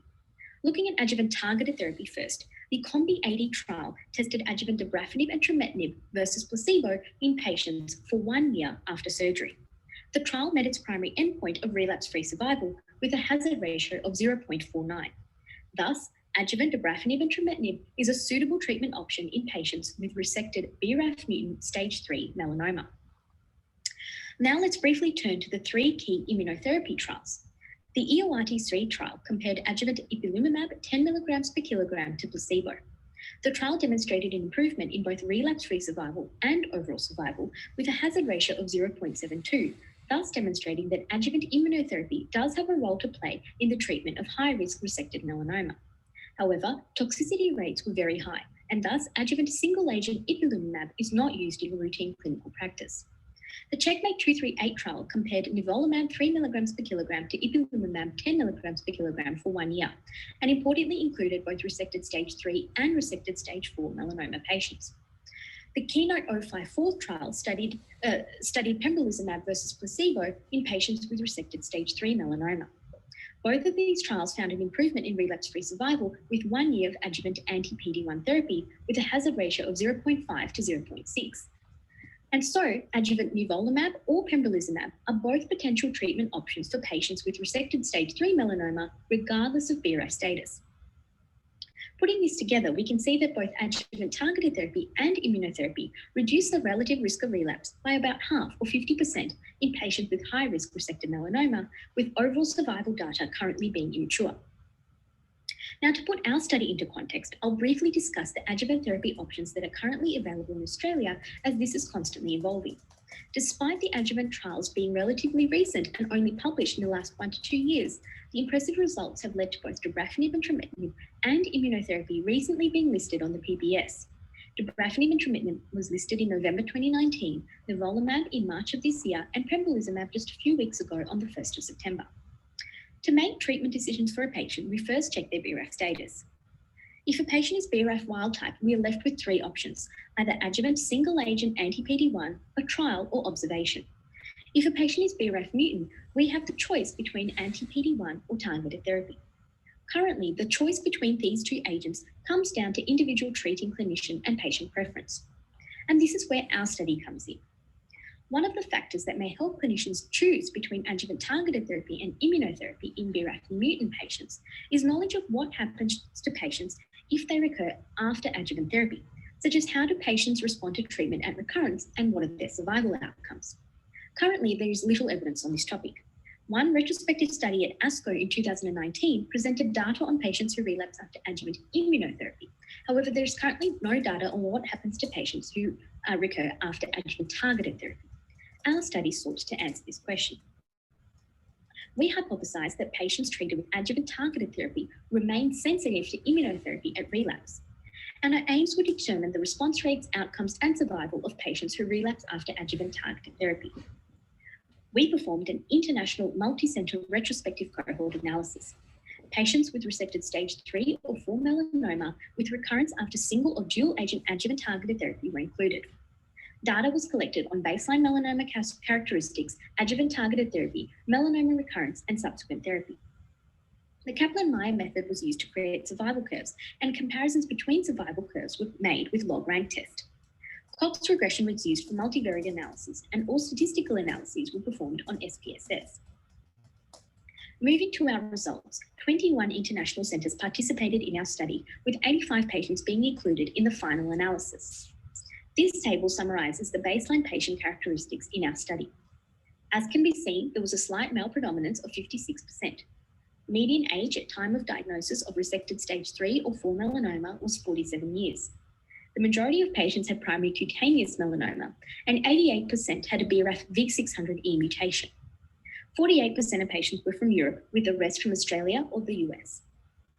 61% of patients had resected stage 3C melanoma, and 2% had resected stage 4 melanoma. Patient characteristics at first recurrence after adjuvant targeted therapy are summarised in this table. 19 patients, or 22%, recurred during adjuvant targeted therapy, and 66 patients, or 78%, recurred after cessation of adjuvant targeted therapy. The majority, 88% of patients, had an equal of 0 at recurrence. 2/3 of patients recurred with stage 4 disease, and 57% of recurrences were detected on imaging in the absence of symptomatic or clinically apparent disease. Median time to first recurrence was 17.7 months, and median time for development of distant recurrence was 19.2 months. This diagram summarises the treatment patients received at first recurrence after adjuvant targeted therapy. 28 patients received systemic therapy alone, of which 19 recurred. 13 patients received surgery and systemic therapy, of which 6 recurred. 9 patients received radiotherapy and systemic therapy, of which 4 had a second recurrence, and 3 patients received surgery, radiotherapy, and systemic therapy, all of which had a second recurrence.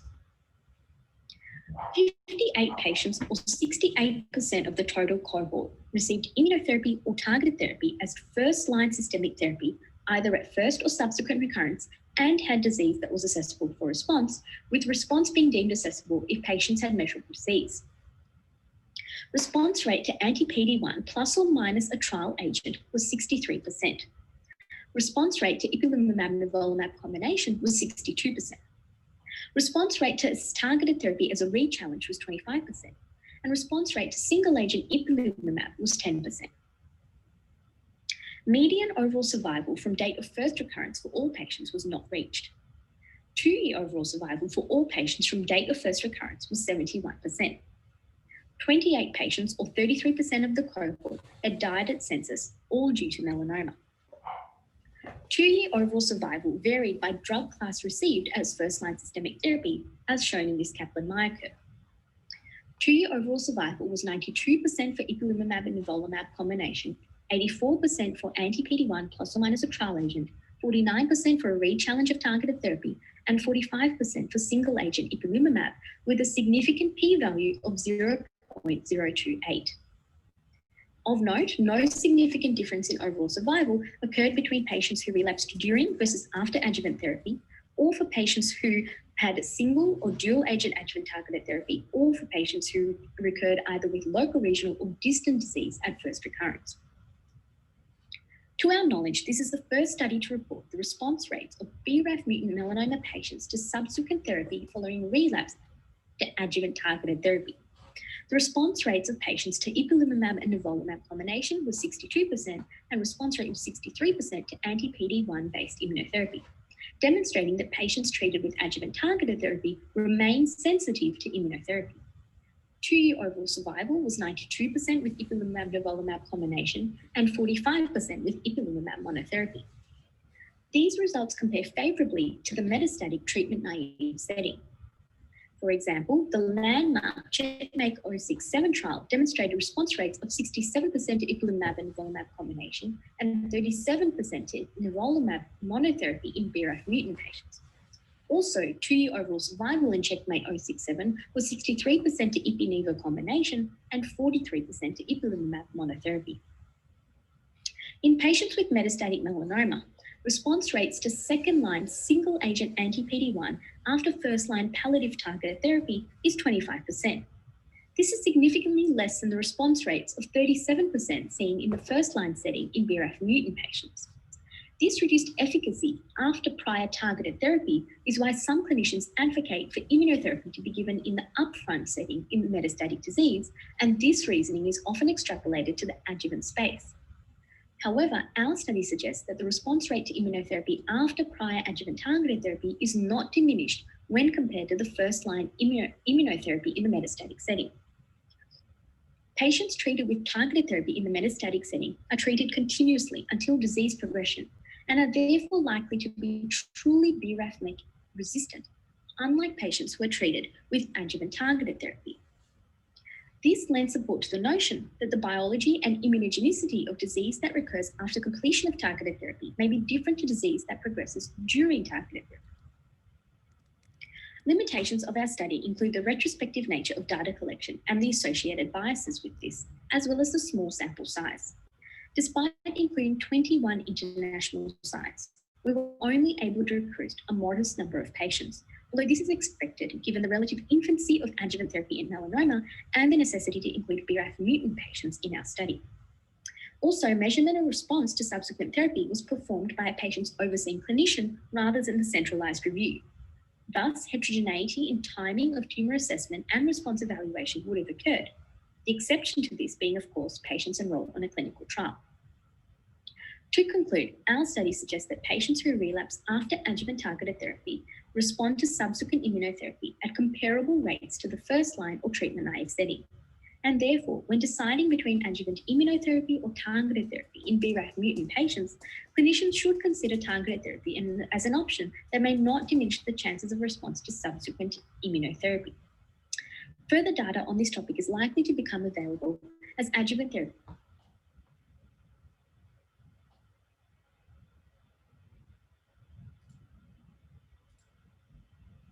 is increasingly utilised and longer follow-up of randomised trials investigating adjuvant targeted therapy occurs.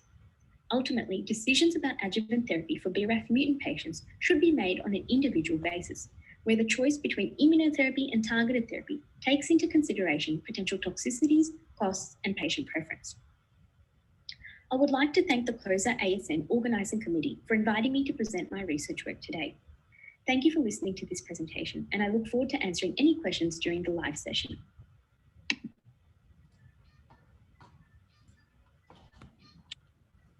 Great, thanks very much, Grant. I'd like to offer you guys the opportunity to ask Prachi questions, but A, it's late and we're all getting hungry, and B, she's not here. But I think that actually worked well, and I think you'll see obviously why that presentation was selected for a talk at one of the major national cancer meetings. She did a great job. Okay, so we might move on to the second of the three top-ranked applicants and introduce Dr. Emily Lelliott. Emily, if you could just load up your talk and share your screen. So Emily completed a Bachelor of Science undergrad degree at the University of Sydney with first-class honours, and then relocated to Melbourne, well, it must be 3 or 4 years ago or so now, I think, to undertake her PhD in the molecular oncology lab at Peter Mac. Her PhD is focused on investigating the effects of targeted therapies on tumour immunity in melanoma. She's actually completed a PhD now, so congratulations, Emily, fantastic achievement. And thankfully for us, is continuing her research at Peter Mac. So well done, Emily, on being one of the top ranked applicants, and we look forward to your presentation. Thanks very much, Mark. Can everyone see my slides okay? Yep, looking good. Awesome. Firstly, it's a real honour to present this work for the Morgan Mansell Prize, and I just want to give a massive thank you to Julie and Peter Mansell and the Mansell family for their support. So there's been a lot of great talks to follow that have had a very clinical focus. So this talk will be a little bit different. So I might be one of the only few people here who's not a clinician. I'm a lab-based researcher. So I'll present some more fundamental science, but hopefully I can put that into the context of some of the clinical challenges that we face as well.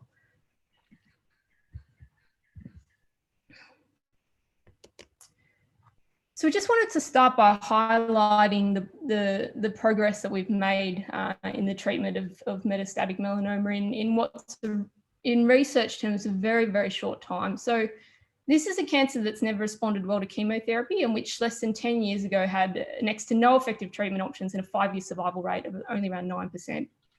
So while there was no progress made for decades, that completely changed in 2011 when these two new classes of therapies, targeted therapy and immunotherapy, were approved for the treatment of melanoma patients. And since then, we've seen really a rapid influx of these new types of therapies into the clinic. So where are we now with these therapies? So with targeted therapies, the 5-year survival rate we're seeing now is around 34%. And with immunotherapies, it's even higher at around 52%. So the recent progress that's been made for this disease, and I can't stress enough, in a very short period of time is really, really remarkable. So the clear question now is, well, how do we improve survival from here? Because obviously those survival rates aren't good enough. Well, firstly, we could develop new therapies. So whether that be new targeted therapies, new immunotherapies, or something else entirely that hasn't even been invented yet. But there's a critical second option, which has really been highlighted, I think, in some of the talks tonight, and that's develop new strategies with existing therapeutic approaches. Now, because so many new therapies have entered the clinic in such a short period of time, and even more are continuing to come through, we really don't yet know if we're utilising these to their full capacity. And one really key example is that there's actually considerable interest in combining these two new promising classes of therapeutics to get benefits from both, but we still don't fully understand how they might interact with one another. So my work encompasses both of these approaches. I've been exploring a new targeted therapy, but I've also been exploring how this therapy and existing therapies might interact with the immune system and with immunotherapies.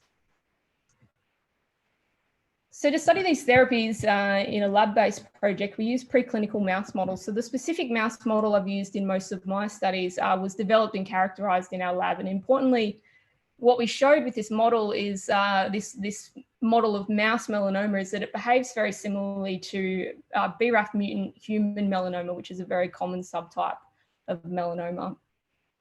So to test therapies, we grow melanoma tumors in mice, and then we treat those mice with the therapy of interest. So here I'm showing the growth of tumors over time. So without therapy, these grow out quite rapidly. And the light blue here shows mice that are treated with the current standard of care targeted therapy for BRAF mutant melanoma, which is combined inhibition of BRAF and MEK. So we see a fairly good response to the standard of care therapy, but tumors eventually become resistant and grow out, and that's a common problem we see in the clinic as well. Now, in the dark blue down the bottom here, we see that we get a significantly improved response with our new therapy. And this therapy has an additional drug, which we call CDK4/6 inhibitor, that's been added to the current standard of care therapy. And for the rest of my talk, I'll refer to this combination as triple therapy. And this triple therapy is currently in clinical trials for the treatment of BRAF mutant melanoma at Peter Mac. Okay, so the second option I mentioned was new strategies. So to develop new strategies, we really need to appreciate the full range of effects that these therapies have. So generally, when we consider targeted therapies, the emphasis is very much on the effects of those targeted therapies or drugs on the tumor cells themselves, because these therapies, by definition, they're specifically designed to target and kill tumor cells. However, in practice, these therapies actually have a range of effects. They affect a range of different cells that reside in and interact with those tumor cells in this complex ecosystem that we call the tumor microenvironment. Now, many of these cells are immune cells, and some of those immune cells fight against the tumor, while others actually protect the tumor and help it to grow. And that can be either directly or by inhibiting some of those good immune subsets that are working to fight the cancer. So what we wanted to find out in this study was, how does this new triple therapy affect the immune cells in the microenvironment of melanoma tumors? And to answer that question, we utilised a new high throughput technology called single cell RNA sequencing. And I want to explain how that works, because this technology is really a revolutionary tool for researchers that are studying the microenvironment of tumours. So firstly, what is RNA or RNA sequencing? So most people are probably more familiar with DNA. So every single cell has a genetic code that's encoded on this DNA template, and that's the same in every cell in the body.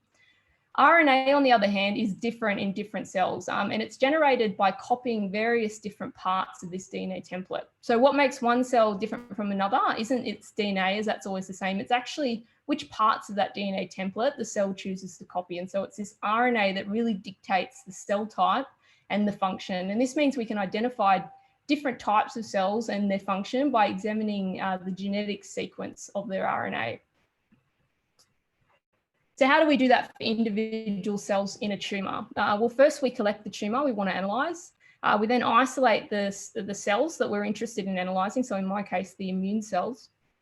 And we then run the cells through this machine that is about the size of a shoebox, but which has some really impressive machinery inside. So inside this machine, there's a microfluidic system that captures individual cells for analysis. So the way that it does this is it runs the cells in single file through a chamber along with these microbeads. So these microbeads contain all of the reagents that we need for the downstream reaction that's required to sequence the RNA of the cell. And it also carries a unique barcode so that we can identify which individual cell each sequence of RNA has come from in our downstream analysis.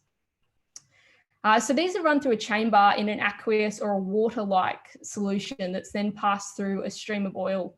And we would all be familiar with the fact that oil doesn't mix with water. So the result of running this water-like solution through a stream of oil is that we end up with this stream of aqueous droplets that each contain a single cell along with this uniquely barcoded reaction bead.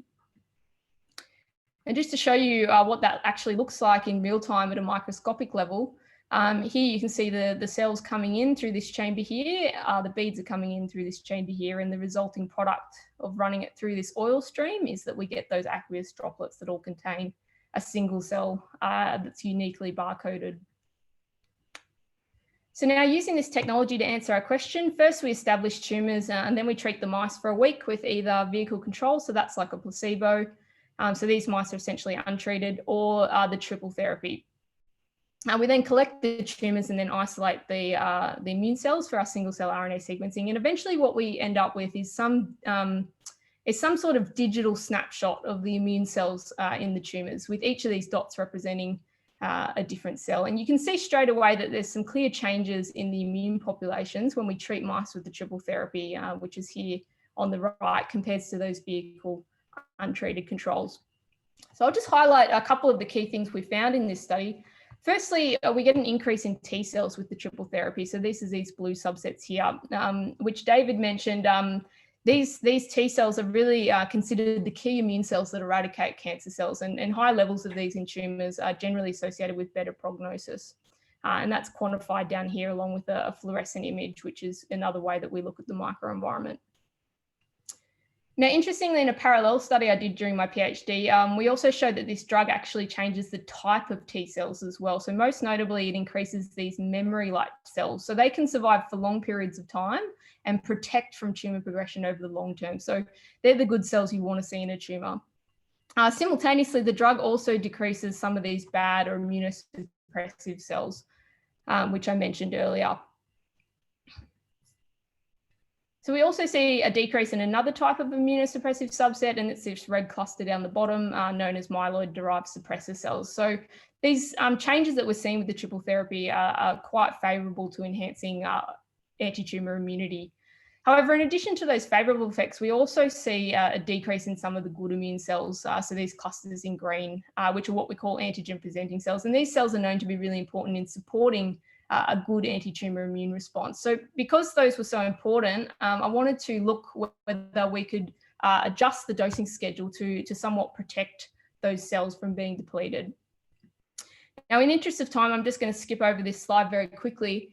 But what we showed through a series of experiments is that those bad immune cells in red are actually depleted much faster than the good antigen presenting cells. And they also recover much quicker. So what this suggested is that using a shorter intermittent dosing schedule, where we don't continuously apply drug, but rather give it in short bursts, may allow us to protect from depleting some of these really important immunosupportive populations while still depleting some of those more suppressive-like populations.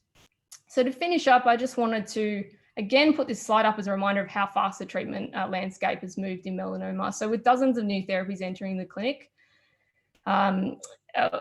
we really haven't fully discovered the potential of these therapies, and with a more comprehensive understanding of the mechanisms underpinning their efficacy, we can eventually start to use these tools more effectively to treat patients and hopefully see these survival numbers go up. And those are just my acknowledgements. A huge number of people to thank, especially my PhD supervisors, Karen and Grant, and also my funding bodies, so Peter and Bernice Moritz, who supported some of this work as well. And thank you, that's all from me. Fantastic. Emily, that's just a really exceptional body of work, and one of the coolest videos that I think I've ever seen, with those little single cells coming out in those droplets. So beautiful.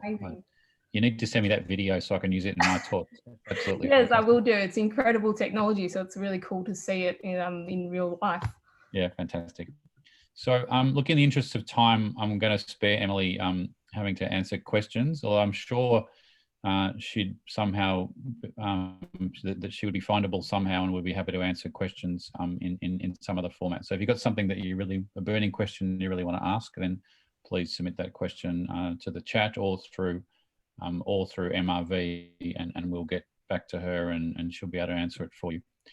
But we do need to move along, and so Lavinia, if you could please share your screen and talk.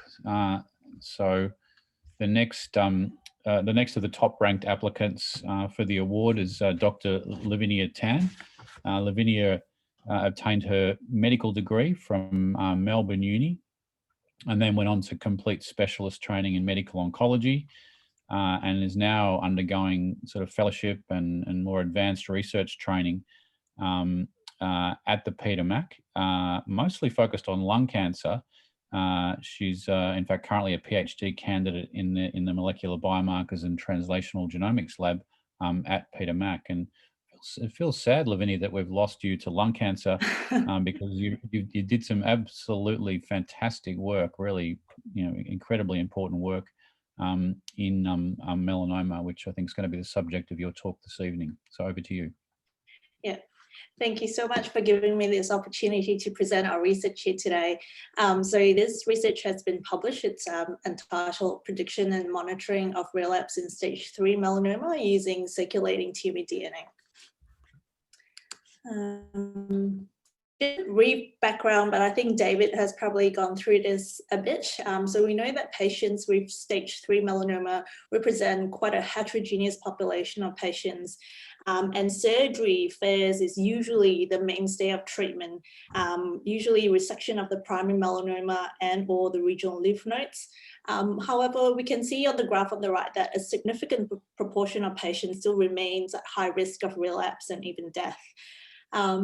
And more recently, adjuvant immune checkpoint inhibitors and also targeted therapies have really improved relapse-free survival and overall survival for this group of patients. But despite the success of these therapies, we know that there is a significant cost and also toxicities that's associated with this treatment. And hence, we really need to improve risk stratification to guide the delivery of adjuvant therapy for these patients. So circulating tumor DNA or ctDNA is quite an important biomarker for molecular profiling and also disease monitoring in a number of disease types like breast cancer and lung cancer, but also in melanoma. So the purpose of this research to begin with was to assess ctDNA as a biomarker to predict and also monitor relapse in patients who did not receive adjuvant therapy. And then further to analyze changes in ctDNA levels to monitor the impact of adjuvant therapy in patients who will enroll in an adjuvant immune checkpoint inhibitor trial. So we used patients who were enrolled on the Melanoma Research Victoria cohort. These patients consented to have blood tests taken at various time points. So at a baseline sample, they had a blood taken prior to surgery. And then they had another blood test post-operatively up to 12 weeks post-surgery, and also usually during their standard follow-up when they came in for their FDG CT, PET CT scans every 6 months or so. Somatic mutations were then identified in these patients through their tumor tissue sequencing, and personalized droplet digital PCR assays were then used to detect known mutations in the plasma samples of these patients. We also had an external validation cohort that was performed, in a cohort of patients who were treated at the Christie Hospital in Manchester, United Kingdom. So I've put a very condensed slide of my results here. So firstly, we found that the detection of ctDNA at baseline was highly predictive of relapse. And you can see that patients who had detectable ctDNA at baseline, the median time to relapse was much shorter at 6.2 months compared to patients who did not have ctDNA detected with a median RFS at that time of 10.8 months. The detection of ctDNA post-operatively, the one on the right here, was a stronger predictor of relapse actually, with a hazard ratio of 10 and a p-value that was highly significant. Once again, you can see that patients who had detectable ctDNA had a shorter time to relapse compared to patients who did not have ctDNA detected This is at baseline. So moving on, sorry, that was post-operatively. So moving on to looking at predicting patients who will relapse distantly. And so once again, we can see that patients who had detectable ctDNA at baseline had a worse, had actually a decreased time to distant metastases-free survival compared to patients who did not have ctDNA detected. And this was once again the same in terms of the post-operative ctDNA, as you can see here on the last panel. And the results were validated in our validation cohort and is not shown here. And we also did univariate analysis and multivariable analysis. And after multivariate adjustment for disease stage, BRAF mutational status, and also post-op ctDNA detection, post-op ctDNA detection remains an independent predictor of both relapse-free survival and also distant metastases-free survival. So moving on, we had a look at ctDNA dynamics in patients who were on adjuvant immune checkpoint inhibitor trials. And these are two patients here, whereby the first patient was a patient with a BRAF mutation, stage 3 melanoma, who went on to have a wide local excision and also a regional nodal clearance. And you can see here that even post-regional nodal clearance, that here this patient's ctDNA levels remain elevated, and it was slowly coming down, but it was still not down to zero. But as soon as the patient started on an adjuvant immune checkpoint inhibitor trial, the ctDNA levels went down to zero to undetectable and has remained undetectable. And I believe that this patient remains relapse-free. The second patient below was quite similar. The patient had surgery first, but then had a local relapse and underwent a second surgery. However, post-second surgery, you can see that the ctDNA levels remain elevated. But as soon as the patient started on an adjuvant immune checkpoint inhibitor trial, the ctDNA levels became undetectable and remain undetectable. And I also believe that this patient remains disease-free. And so in conclusion, we know that we have shown that ctDNA analysis of plasma taken prior to surgery at baseline and also post-operatively can define patients at highest risk of relapse following surgery. ctDNA can provide an early readout of clearance of residual disease following adjuvant treatment and with a potential to track adjuvant therapy effectiveness. Baseline and post-operative ctDNA detection may guide adjuvant therapy decisions in the future. However, this needs further validation in a larger prospective cohort of patients. And so that's it. I'll just lastly like to thank and acknowledge mainly patients and their families, Melanoma Research Victoria, the labs that this research was performed in, the melanoma clinical units at all the hospitals, our collaborators in the UK, and also the funding bodies. Thank you. Wonderful. Thanks very much, Lavinia. Fantastic talk and just really outstanding work that's been recognised across the world, in fact, and I think is going to be very influential in the way that we treat this disease in the not too distant future in a routine context. So, so just thank you very much to all the speakers. I think you all did an outstanding job, and congratulations on a tremendous achievement in the research that you've done. Indeed, congratulations to all the applicants. I mean, really, it was almost impossible task for the judging panel this year, as it was last year as well.